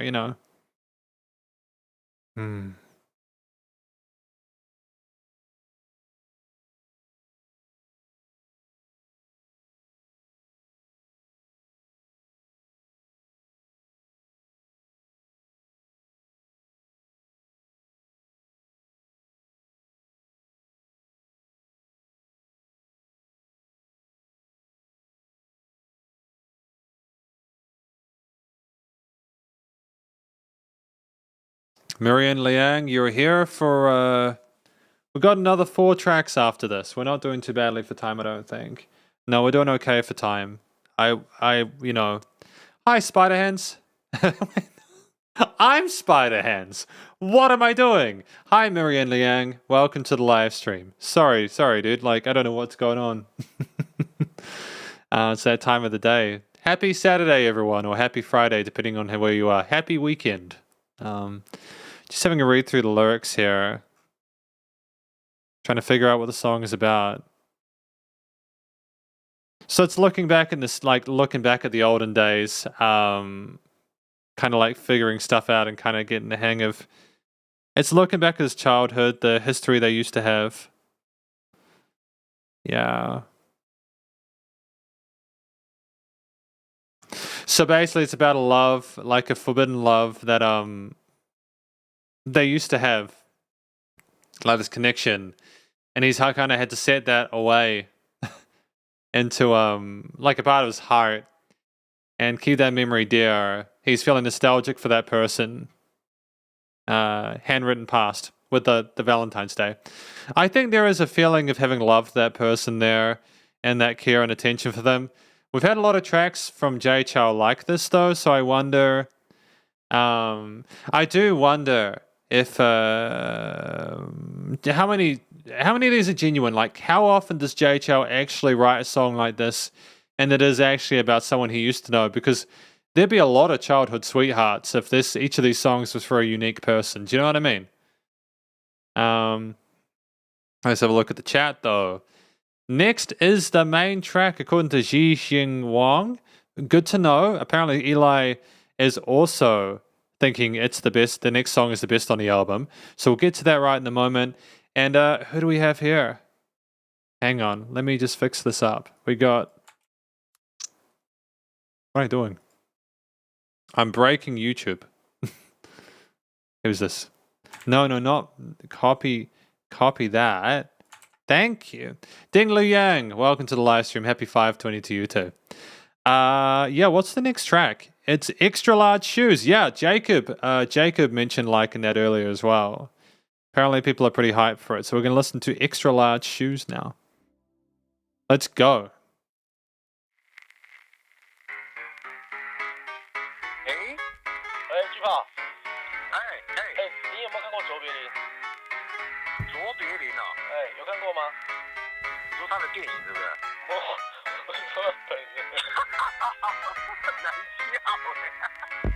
Fantastic vibe, very distinct from the rest of the album there. That phone conversation with the old timey classic and the harpsichord there. Classy entrance.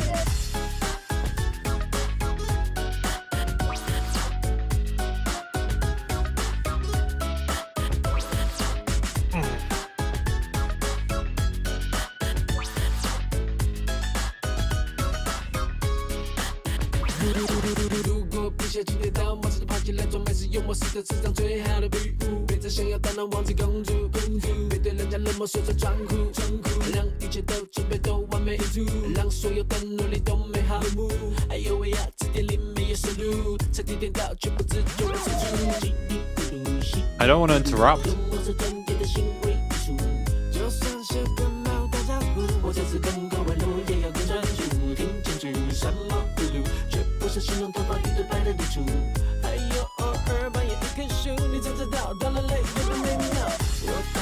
And chorus time.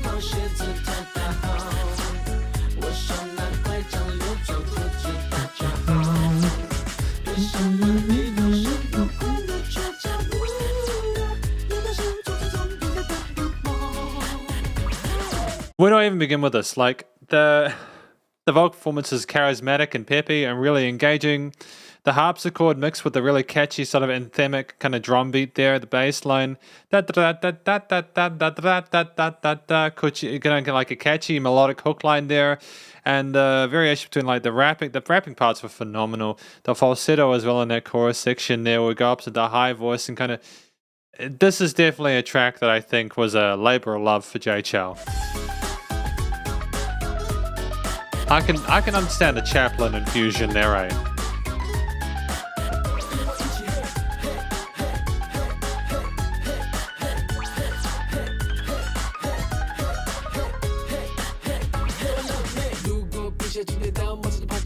Yep. The flow is slick, my man.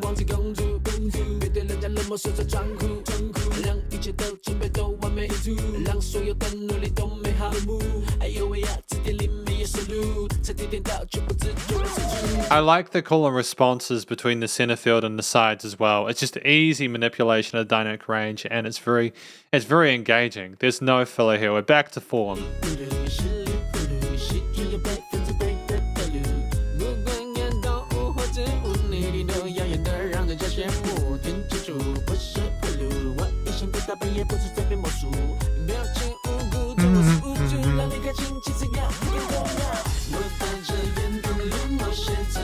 Yeah. Excellent.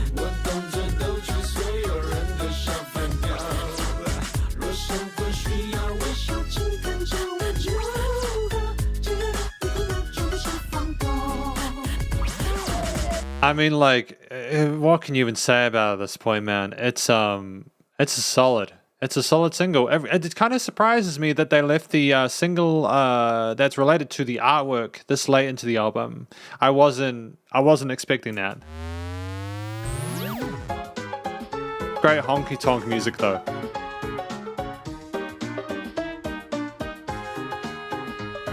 I'm hoping that Jay is playing that, by the way. I'm hoping that Jay is playing the piano on this.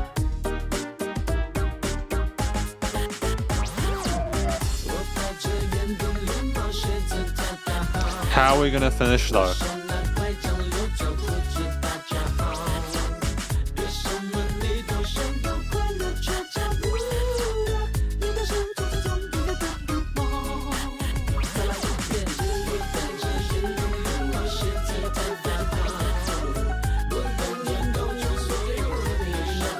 I think the piano motif over the top makes sense here.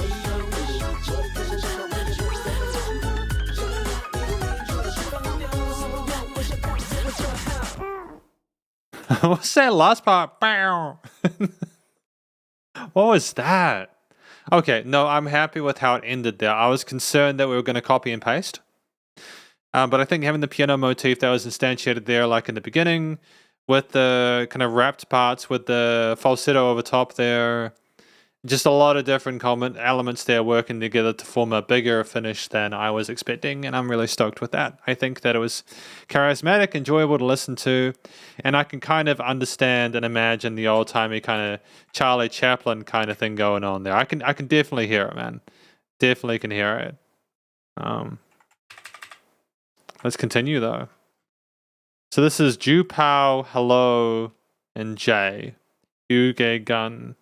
Have you seen Charlie Chaplin? Have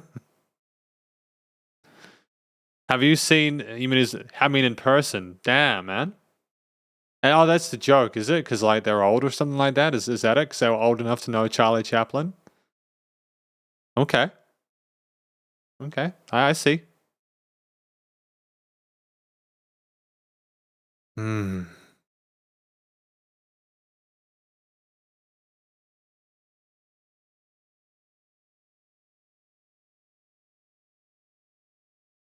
Okay, cool. So this is about being an entertainer and making people laugh and sort of like performing for the camera and stuff like that, right?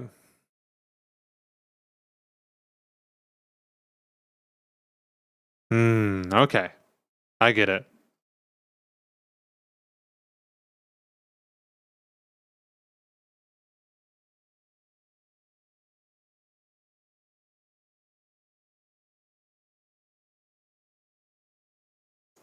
Let go of all the stress, if only life would smile at me. So basically at the end it talks about how he wished that life would like smile at me, as if like he wished his like life could be better, or easier. When he's trying to entertain everyone else, he wishes his own life could be happier than it is. Is that it? Is that the interpretation I get from the end? It's got like a kind of a tragic ending, like a tragic comedy.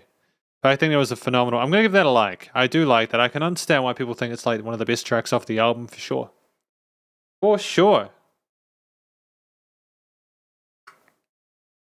What we got in the chat? Yeah, I can understand the Charlie Chaplin motif there, the combination there. I think at this point in Jay Chou's career, I'm not actually surprised that he's having to sort of like riff on the whole entertainer thing and keeping people happy, etc. Although I am hoping at this point in his career he's in a position where he is happy, because otherwise that's just an absolute shame, isn't it? Thank you, Eli. I appreciate the clarification there. Thanks to Ji Ying Wong as well for letting me know that it was Charlie Chaplin themed.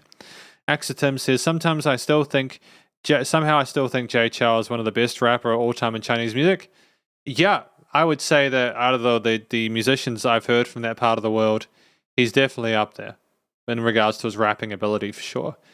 And Shen Kui Xiang says, Zhu Pao did the openings for his earlier songs like Checkmate and Princess Syndrome as well. Nice. Thank you for that extra bit of backstory. I appreciate that. It's good to know. But yeah, man, we're swinging through this album. We got 3 tracks to go. Listen to Dad.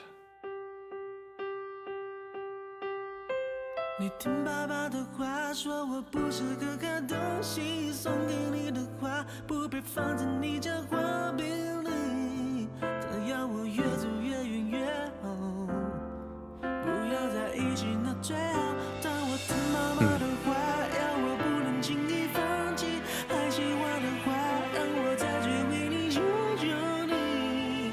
难道你要我不想什么？这是借口，你应该懂吧。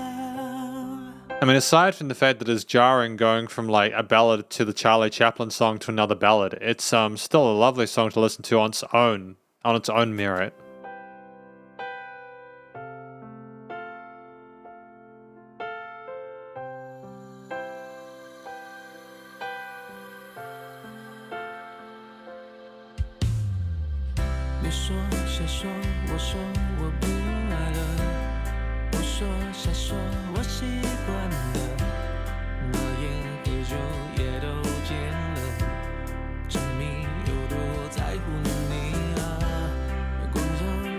Great exploration of the stereo field.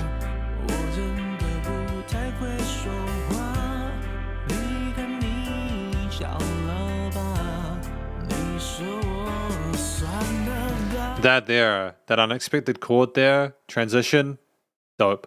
Good job. Really pretty high texture on that right side though. What's that?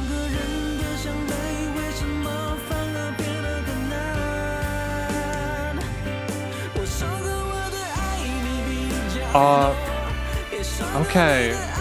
Alright. I got like confused goosebumps there because I was expecting it to hit like her eyelashes, or like I was expecting it to hit like differently.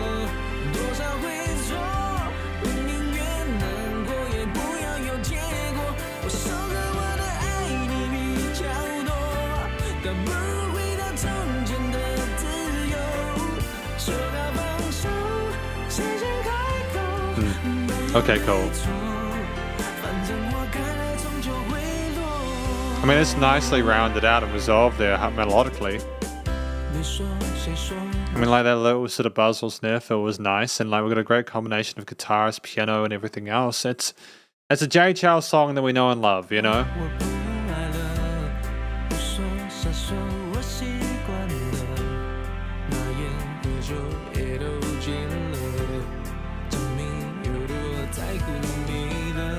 I like the lack of time spent needing to move between bits.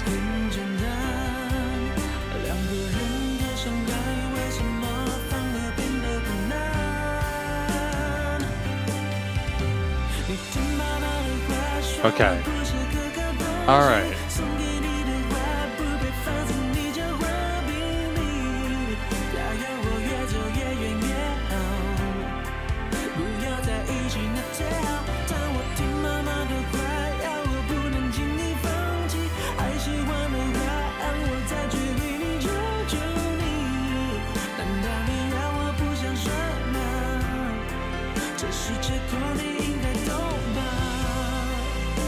I don't know. I'm in two minds about this song. On the plus side, I think that the composition itself is well done. Like in comparison to what we've had across JHL's career thus far, I think that I like the extra layering. I like some of the cute little sort of synthy sounds on top. I think there's more variation to the way the instruments are being performed. But the chorus to me is so antithetical to the experience. I think that it doesn't hit as big as I need it to because there's such gravity imposed by the build that you get to the chorus and it just kind of flounders in there and it just kind of sits there and it does that kind of progression we got instantiated at the start. Everything about the song I really enjoy and appreciate outside of the chorus. It's just, I think it was a little bit too conservative. I think the choices there texturally were a little bit too safe.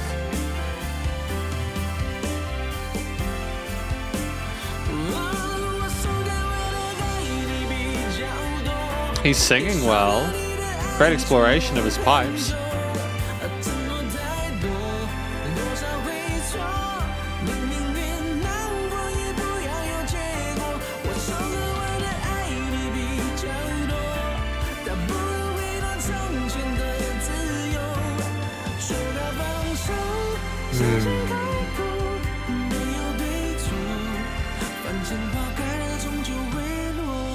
I'm a little bit disappointed. I'm a little bit disappointed because we had so many tracks on this album. You could have easily had more sort of like intrusive lead layers in the background of that chorus. If had stuff panned on the sides to kind of sweeten it up and make that chorus a little bit bigger. I would think a key change would have worked incredibly well here because we haven't had key changes. We haven't had key changes in this track. Maybe it's their response to not wanting it to be too long, but like I don't know. I don't think they did enough during the instrumental breaks to really justify. I don't know, man. I'm not happy with this one. I think the wonderful songwriting we've had throughout this album is underutilized within his ballads. It's just we clearly wanted to do more with it because there is more depth in there and complexity to it without being overbearing to the vocals and all that. It's just, oh man, that sucks. It's not a bad song. I think it's written well, and like if I was to compare it across the entirety of Jay's discography, I would still consider it to be rated quite highly. It's just there was nothing to me that was particularly special about it, especially when you compare it to a lot of Jay's other vocal performances across other tracks within this album. Do you know what I mean?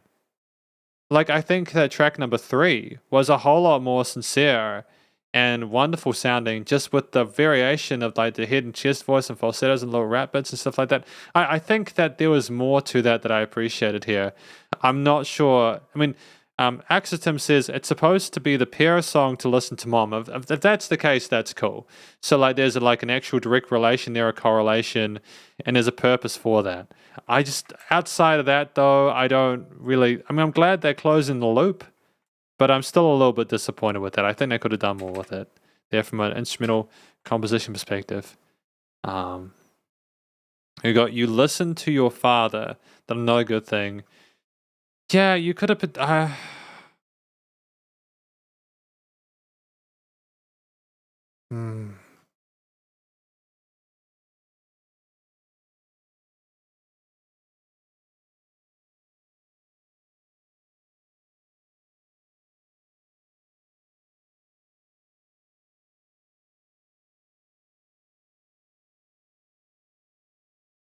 The flowers don't fit in the vase. So is he talking about not being a good fit for her?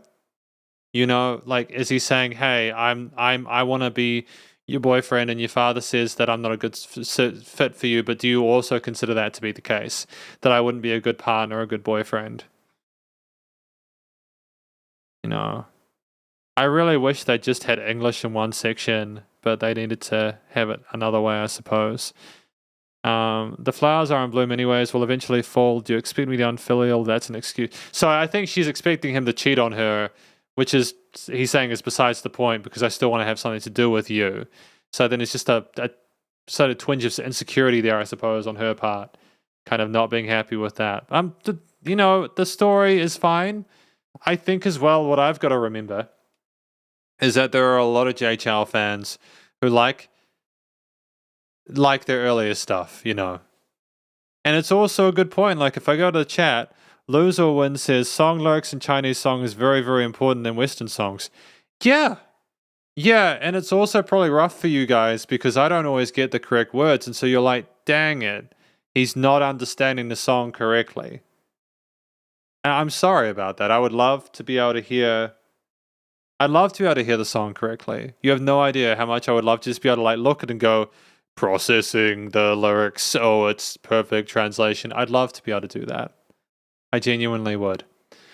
I would argue, though, at the same time, I think there are lyrics in Western music that are equally important to know.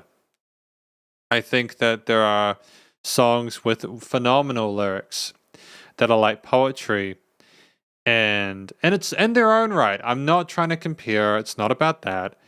All I'm saying is there's poetry in both the music we're reviewing today and the music that I listen to on a daily basis. It's all poetry, man. It's all art. It's all artwork, man. Axitum says 11th Mermaid is my favorite one in this album, and you know what? Every Mandarin pop songs which I name Mermaid are all very good. Well, that's good to know. Because, yeah, as we said, we have got Mermaid from Lu. It's also worth noting that Jay Chou wrote the lyrics for the previous one. So that's great. I'm glad that Jay Chou is writing more lyrics. I think it's fantastic. We've got Lu Yuxuan and Huang Jieshi doing the lyrics for this one, track 11, Mermaid. So let's go. Let's do it. Lyrics. Whale sounds.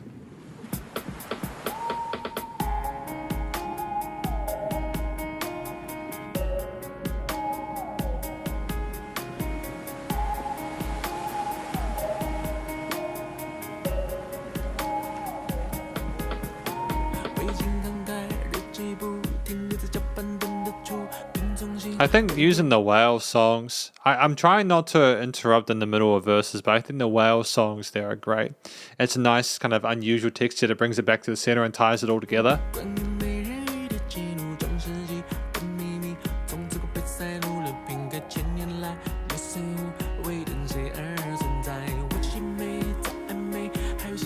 Yep.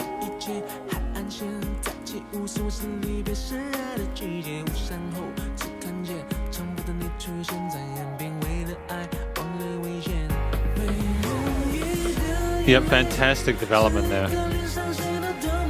I missed this.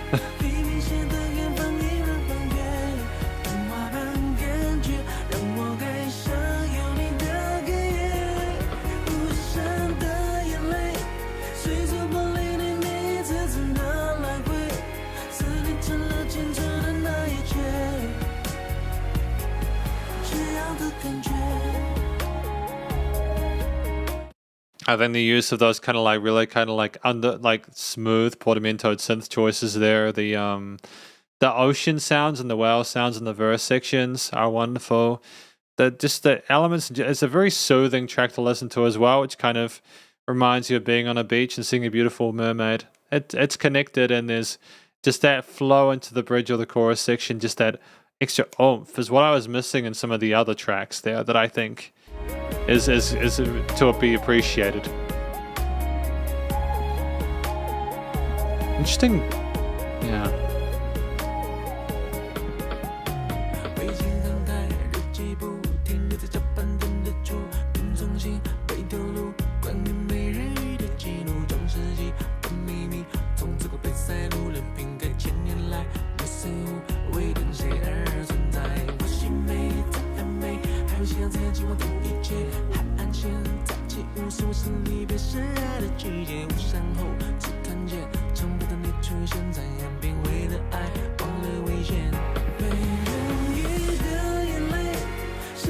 Yeah, no, it's charming. It's really charming how just sweetly and just smoothly just goes into that element there. Like, there's no awkwardness there. They've mastered the art of that.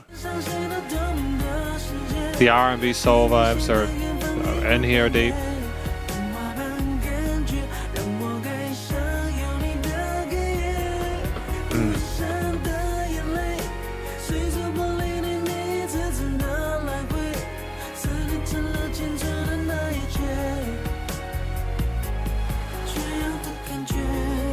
Oh, minor turn?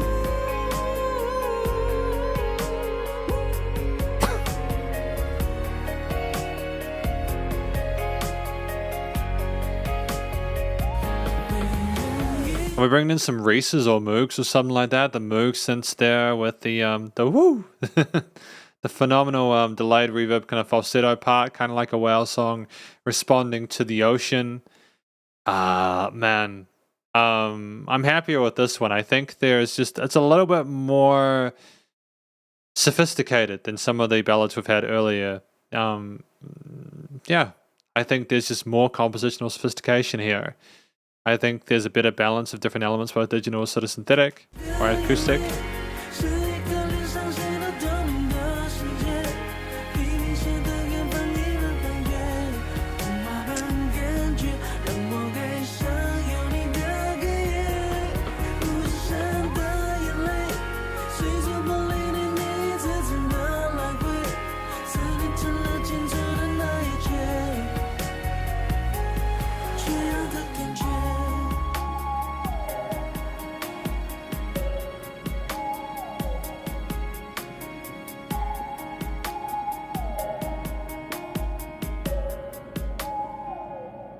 I think the whale sounds are gorgeous. I like the audio production in this, and I think that it's great to have Foley. If you're writing music, please do include some Foley from time to time. Allow the person to imagine more of what the song is about.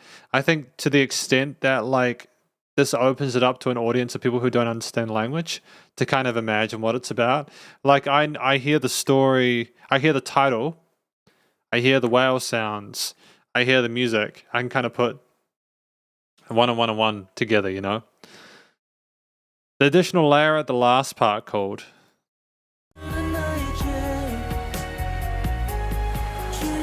Now, wow, there's like a synthesizer, like a Moog or a resynth or something like that in the high part.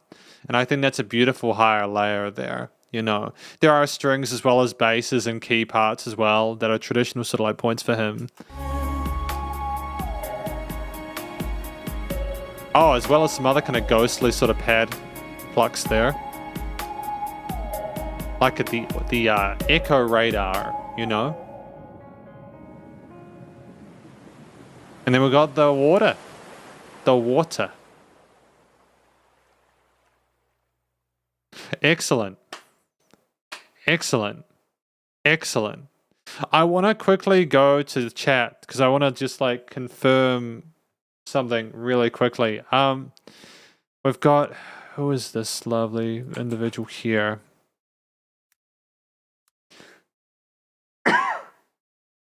We've got Touch and Keying Rub says, one could say the insecurity in the composition for the last song matched the awkward uncertainty of the situation. Having the two choruses, 2 points of view, girl listening to her dad about how he's not a good fit, and how him listening to his mum to keep going for it anyways. I think that's charming. It's charming. I didn't really catch that angle, to be fair, Touch and Keying Rub, but I appreciate you bringing it up. That when I did read the stuff about his talking about his mom, it's parents and the advice they give is tricky, eh? Because like the dad might actually be right because of how little he knows about Jay, but the mom knows Jay and says to keep going for it anyway. So you got this inevitable clashing. I think it's why you just shouldn't listen to your parents. I'm kidding. I know that it's important. Sup Slash, how you doing? Welcome to the live stream. Thank you to all of you who have come along to this live stream so far. We're up to the 12th track now. We're going to listen to, I'm going to go back to the rest of the comments in a moment. I just want to read through the lyrics, okay, for Mermaid. The Viking ship log was left on the deck to wait for sunrise. In a jar there was letters with notes of the mermaid.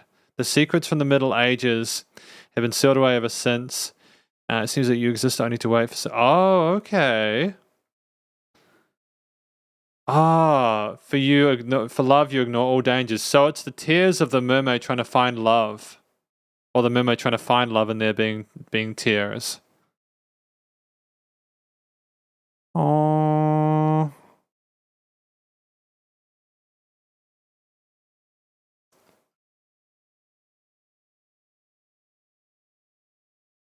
It's a shame.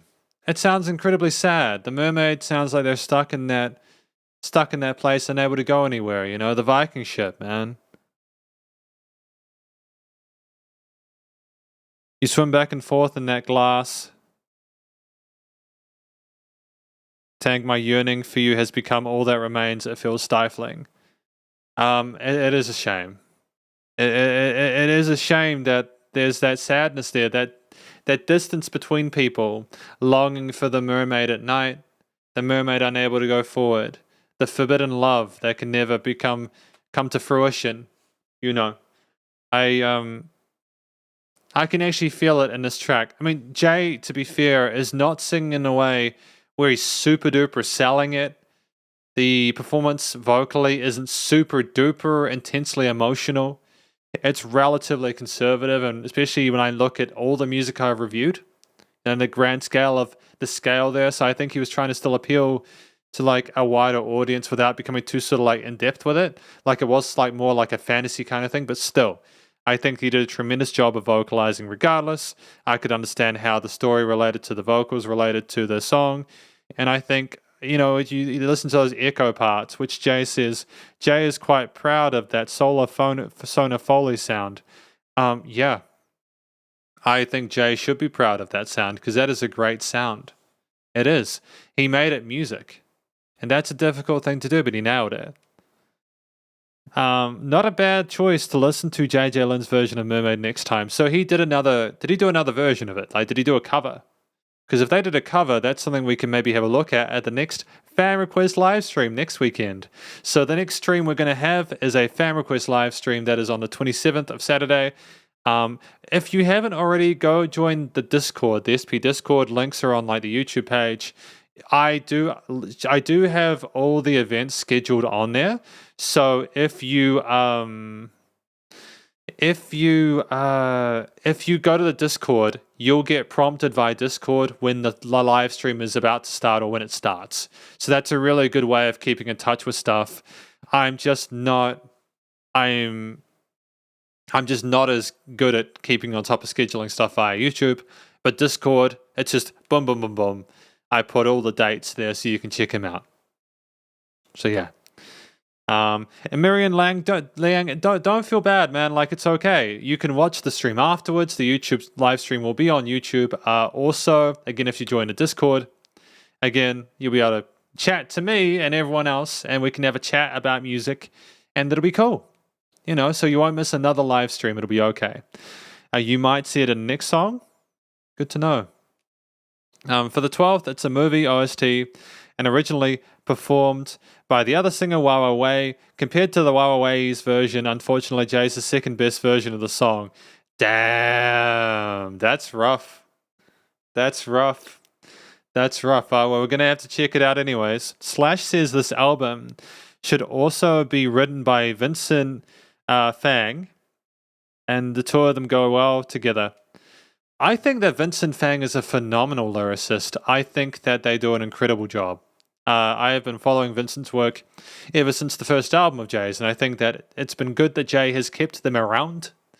It's incredible to think that they have managed to keep Vincent that long, considering how talented he is, but the career in part, I think, has been leveraged due to the quality of the lyrics, and I'm very happy for that.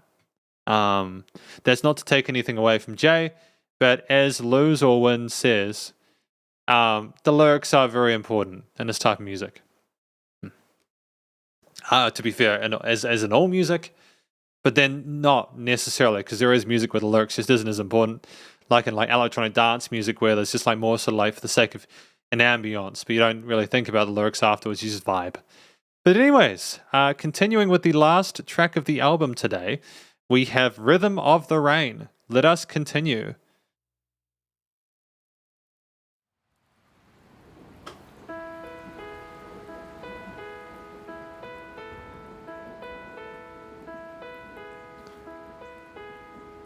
Hmm.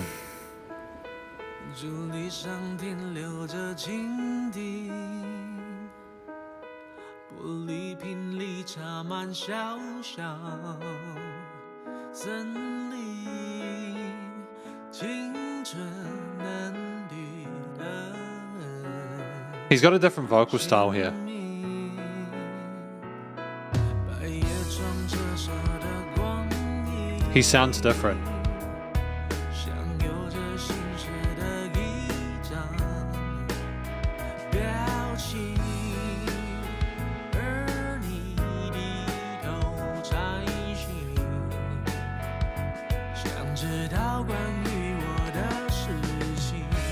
Just before we continue, is he trying to sound like the song or the singer who did it?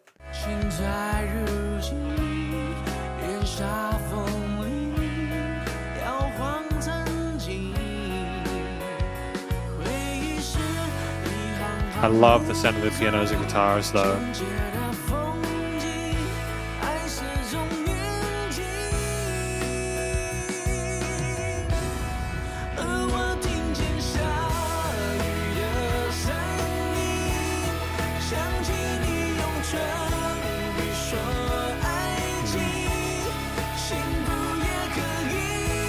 Yeah.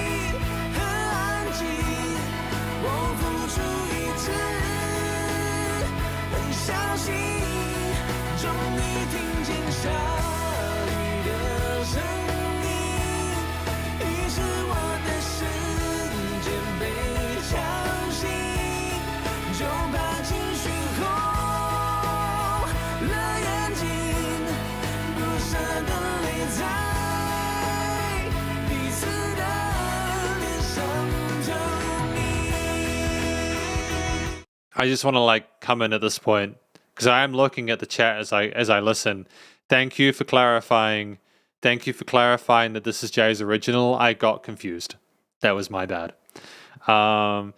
Just I got chills for the first time in this album listening to that chorus. I think what I'm really enjoying is the natural evolution from like the clean guitar piano ballads to the kind of distorted guitar parts we had with some of the rockier elements of like the 7th and 8th album to this one where, or like the 4th and 5th albums, should I say, to this one where we've not just got the ballad kind of content fundamentals sorted, but we've also got the rocky elements, but we've also got the best of the synthy kind of trancey kind of lead elements that we've been incorporating across the last few. This feels like a natural progression of this is feeling like a natural progression of Jay's journey as a musician. I'm really glad that it's amalgamating like this.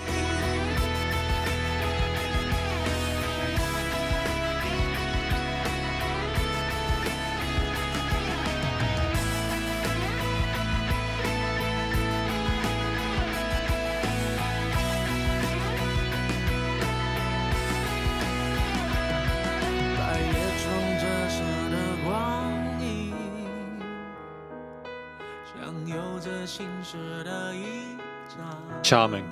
Great.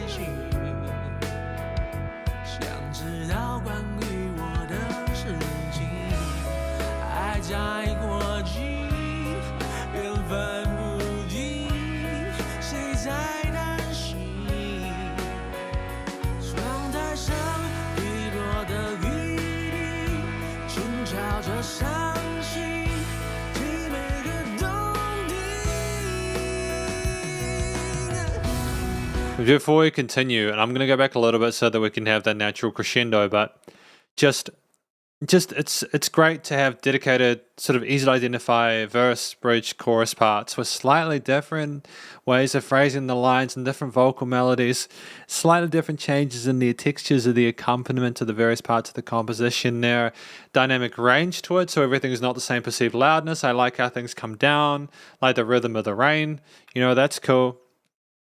It's just, I think this is a really strong way to finish the album.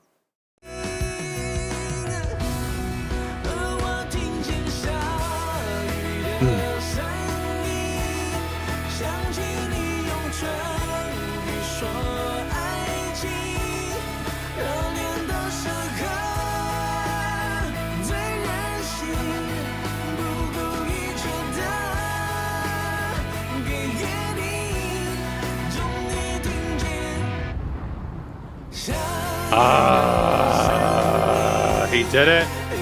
He did the key change. Nice.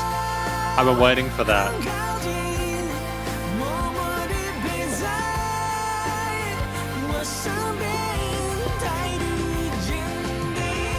Oh, my man.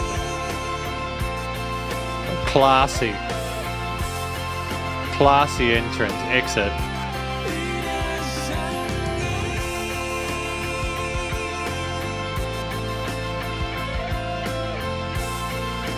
I've been wanting this for so long.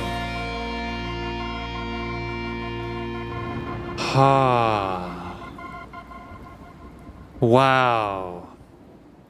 Wow, what an album, man. What a song to end an album.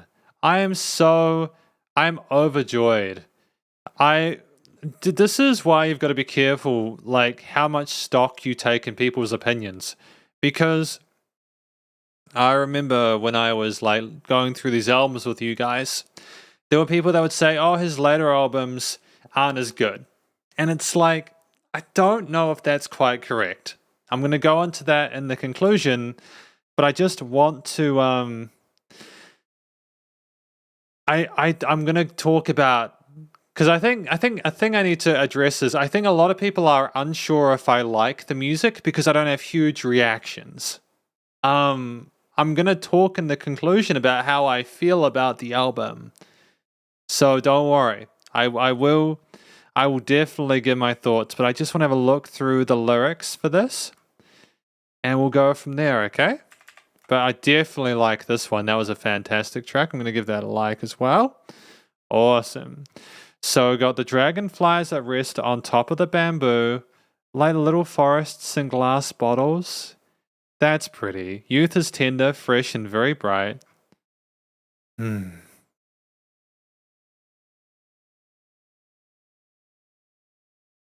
wrote these? Of course it was Vincent. Vincent Fang. Moss enters the mirror, the sound of wind chimes under the eaves, shaking what was once before. He's phenomenal lyricist, man. Memories are like unending rows of scenes, unable to be edited. Love is forever young, yet I hear the sound of the rain, recalling how you used your lips to speak your love.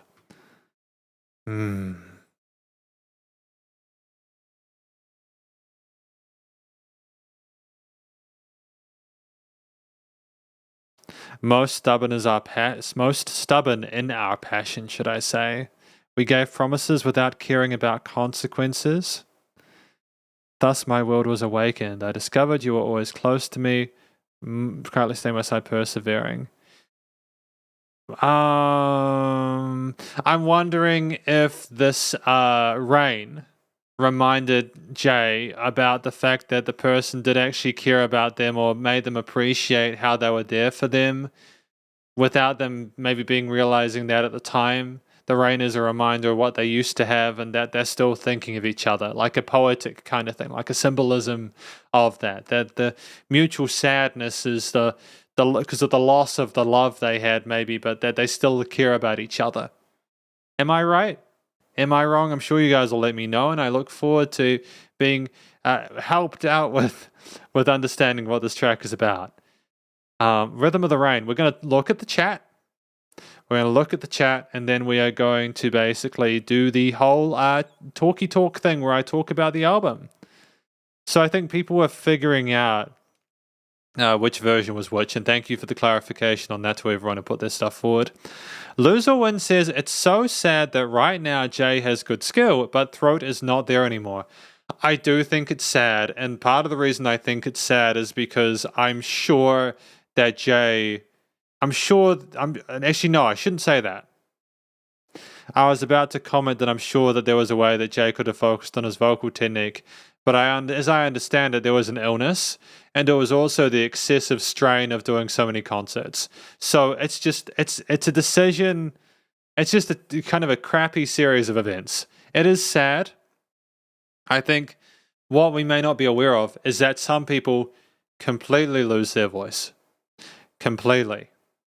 It gets so bad that they lose it entirely. They just cannot sing at all. So I am thankful that Jay was able to still recover to a level where he not only improved his vocal technique, but could still sing. I'm glad that we got this album. It's a fantastic album. Jacob says, this song was the song of a generation. I have taught students in my school that said they heard this song when they were young, like 7 to 8 years old, and they say it's like a childhood song for them. Absolutely. It's huge.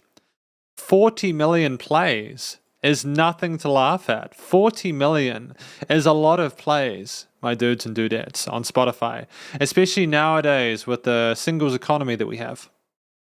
It's difficult to get that much attention and also retain it.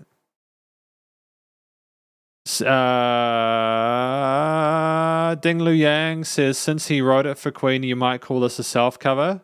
A self-cover. Oh no, that's Touch and King Rub. Apologies. Touch and King Rub. Dragon Choi says this. What I found. Okay. What I found. Hello. Hello, Dragon Choi. Welcome to the live stream.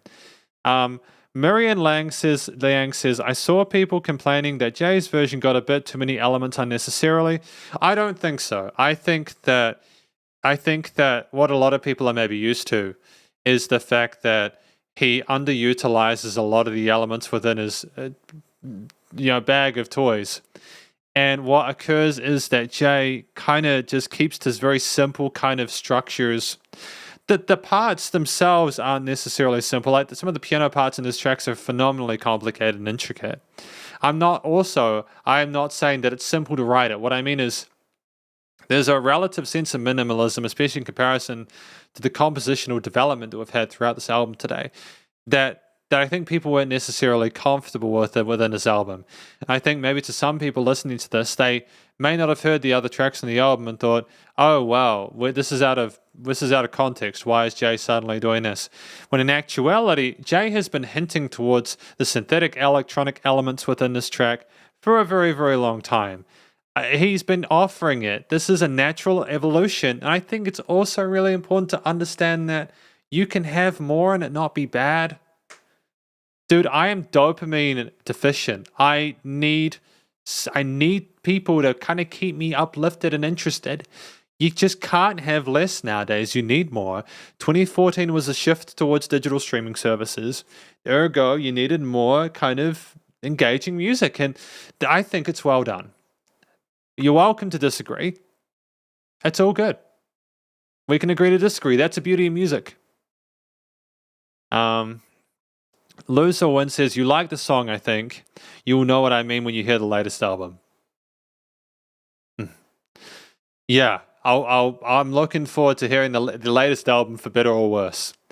The Blue Dinner Box says his early albums have that kind of roughness which is liked by many people and not exist in later albums. But I think his later albums are good, except the latest one. Yeah, I get the roughness thing, but I also think that that was part of why Jay's vocals suffered, is because we were comfortable with not having it as good as it could be. And hear me out, I'm pretty sure that Jay's vocal technique could have improved more quickly than it did if he'd gotten dedicated vocal coaching. If he was, then he was sticking to things throughout the first 3 albums that he could have avoided. I ranked every song in the first 5 albums, so I'm reasonably familiar with when there was a little bit of an uptick here. I think that the roughness is raw and organic, and I get there's a nostalgia for it. But at the same time, I just simply think that this is just as good. It's just a little bit more sort of sonically polished. Listen to the later songs. There are many chords copied from my previous songs. I would assume so, I would assume so. Axitim says he needs a long-term rest for his own throat, but he can't. That's pretty much the things happen when you have your own studio and all employees need your concert to pay their salary. Yeah, exactly right. But I still like the song and the songs. Some of the songs in the latest album, says Loser Win. That's good. I think it's very difficult to make a perfect album. I haven't heard one from Jay yet. I don't think there ever will, because he does so many types of music. It's damn near impossible to have a perfect album when you've got a variety show for an approach to making albums. Do you know what I mean? You're never going to have someone subjectively, even a professional music reviewer like myself, you're never going to have us go, every song is good. Like, perfect, I mean, you know? Song of the album, Extra Large Shoes, not for me. I think my song off of the album was either What Kind of Man, but I don't want to talk about it here.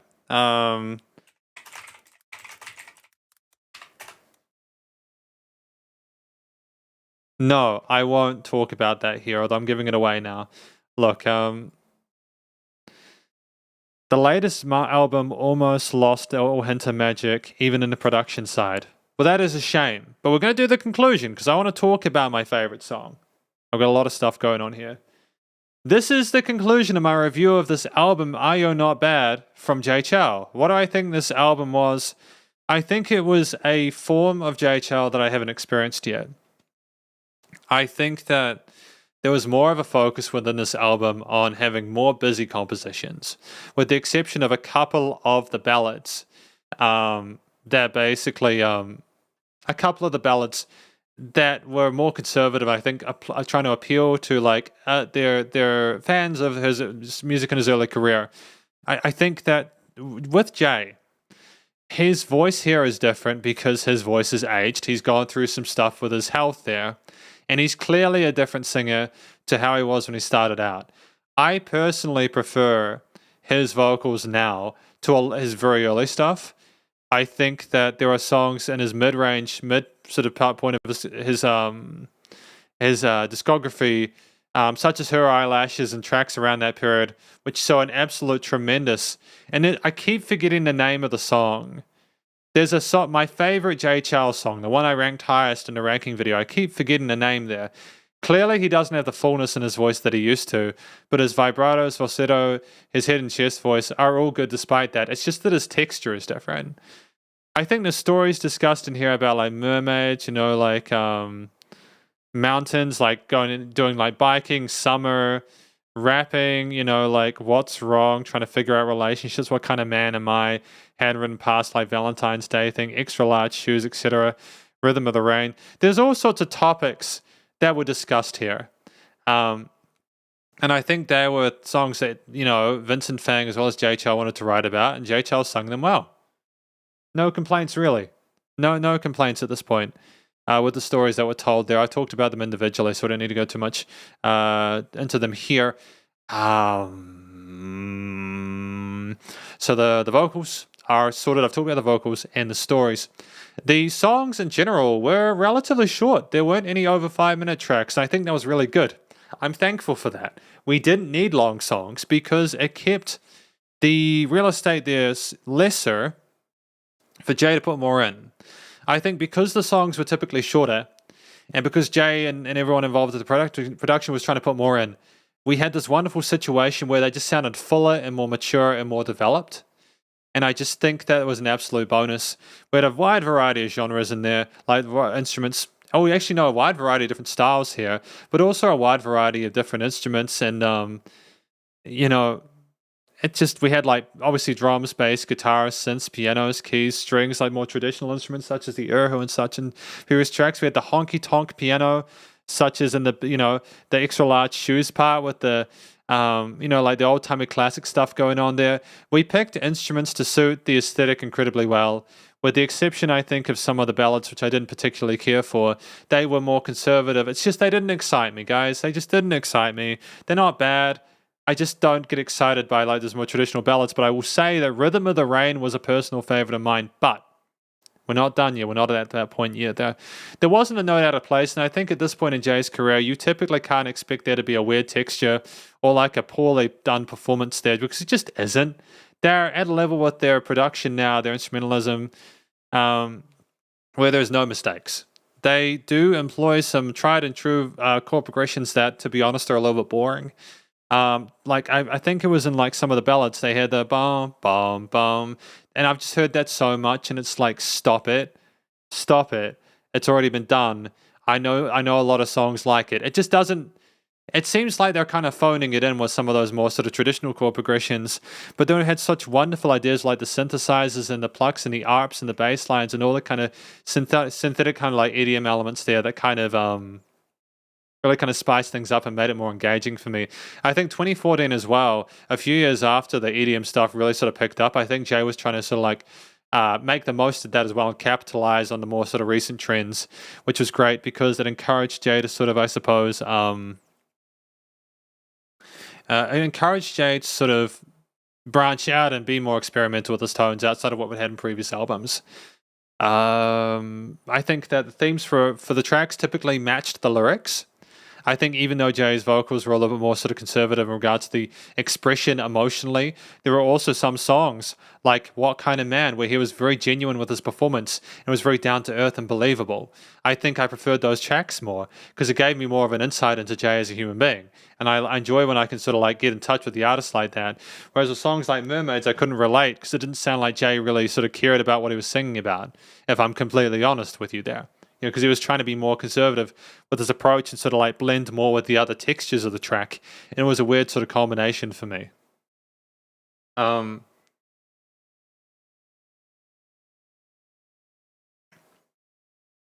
think the studio recording, mixing and mastering was spectacular. I think that the way they did everything in there was good. I think there was one track, maybe the 8th, Handwritten Past or Listen to Dad, There was like, I think it was the one with like 22 million plays maybe. And it just didn't have the oomph I needed for it to kind of like come in with the chorus, and was kind of deflating and disappointing. But considering that they had bits of, the amount of dynamic range and changes perceived loudness with other tracks, like they knew to keep enough space between high and low points there. They just didn't want to. So it was a deliberate decision. So it's not like maybe earlier records where we're kind of like still figuring out how loud or soft we want things to be. We're still figuring out that stuff. We deliberately made it sort of smooth enough so that it was almost easy listening. And because of the other elements of the album where tracks have been more instrumentally busy or compositionally fascinating, or there's been wider dynamic range where things have just kind of padded out or not, I just got kind of bored by it. I think 8 was not my favorite track off the album. I think that the EQing, filtering of various instruments there, the panning, lots of interesting panning of various instruments in the stereo field there, lots of stuff surrounding you, like the various backing track vocals alongside the main ones in the center. I think that like also with the guitar parts and pianos, kind of like calling, responding and stuff like that, as well as individual synth stuff. It's and I think as well, I haven't really commented on the Gary Yang and Cindy Yin collaborations. I think Jay was very tasteful with those. I think that Jay made room for Cindy and Gary in their own respective pieces and made music. There was music created to suit their strengths, and it was very smart. And I'm glad to see Jay doing multiple collaborations in an album, because I think at this point he's big enough that he could probably give a profile to other artists if they aren't already at his level. And the leveling across the tracks was great. Each of the tracks was nice and loud without pumping. There just weren't any mistakes with the production outside of subjective stuff that I think was deliberate, and therefore I can be a little more sort of harsh on for my own opinion. It's more like, I suppose it's very subjective at this point. The only sort of issues for debate within this album are the variety of genres, Jay's vocals, and whether or not they get the correct amount of dynamic range, what they did for the most part. The composition was the absolute highlight for me, the variety of different instruments and the way they were layered, and how tracks never, for the most part, felt stale or grew old. I suppose before we finish, my favorite track off of the album was track number 3, What Kind of Man. It was the first raw take of Jay that we've had across the entire album, starting with the piano playing one of his strengths, and relatively unfiltered. It was just sensational from start till finish. And this is my review of Jay Chou's album, Aiyo. Not bad. Thank you for the support on the channel. Thank you for, sticking with me through this journey. I think the live streams have gotten better over the past little while. Got the audio and video stuff sorted, June is going to be good. I think we're going to go for... I'll plan out this live streams then. We've got a live stream next weekend, a fan request. I just hope you guys have a fantastic weekend. Yeah. I don't really have much else to say. It's been great chatting to everyone today. Thank you for your input. If there's any other musicians or artists you'd like me to check out, please do comment. I think someone asked when the live replay would be done. The live replay of this YouTube live stream will probably go up within the next 12 hours. I will also try to enable auto captions for the live stream probably tomorrow. I'm not going to plug any stuff that I do outside of this here because I don't think it's appropriate. This is just a nice stream. If you like this live stream, remember to come back next weekend for the fan request one. Stay cool, stay safe, and please remember to support your local musicians and artists at this point in time, as need to help more than ever with all the crazy stuff going on in the world. And I'll catch you in the next live stream, next video, whatever. And remember, Jay Chou album 14 at 9,000 subs. Stay cool, shooters. Spider hands out. 3, 2, 1. And thank you, Eli. And thank you, Marianne Liang. You're awesome. As well as all you. You're all awesome. 3, 2, 1.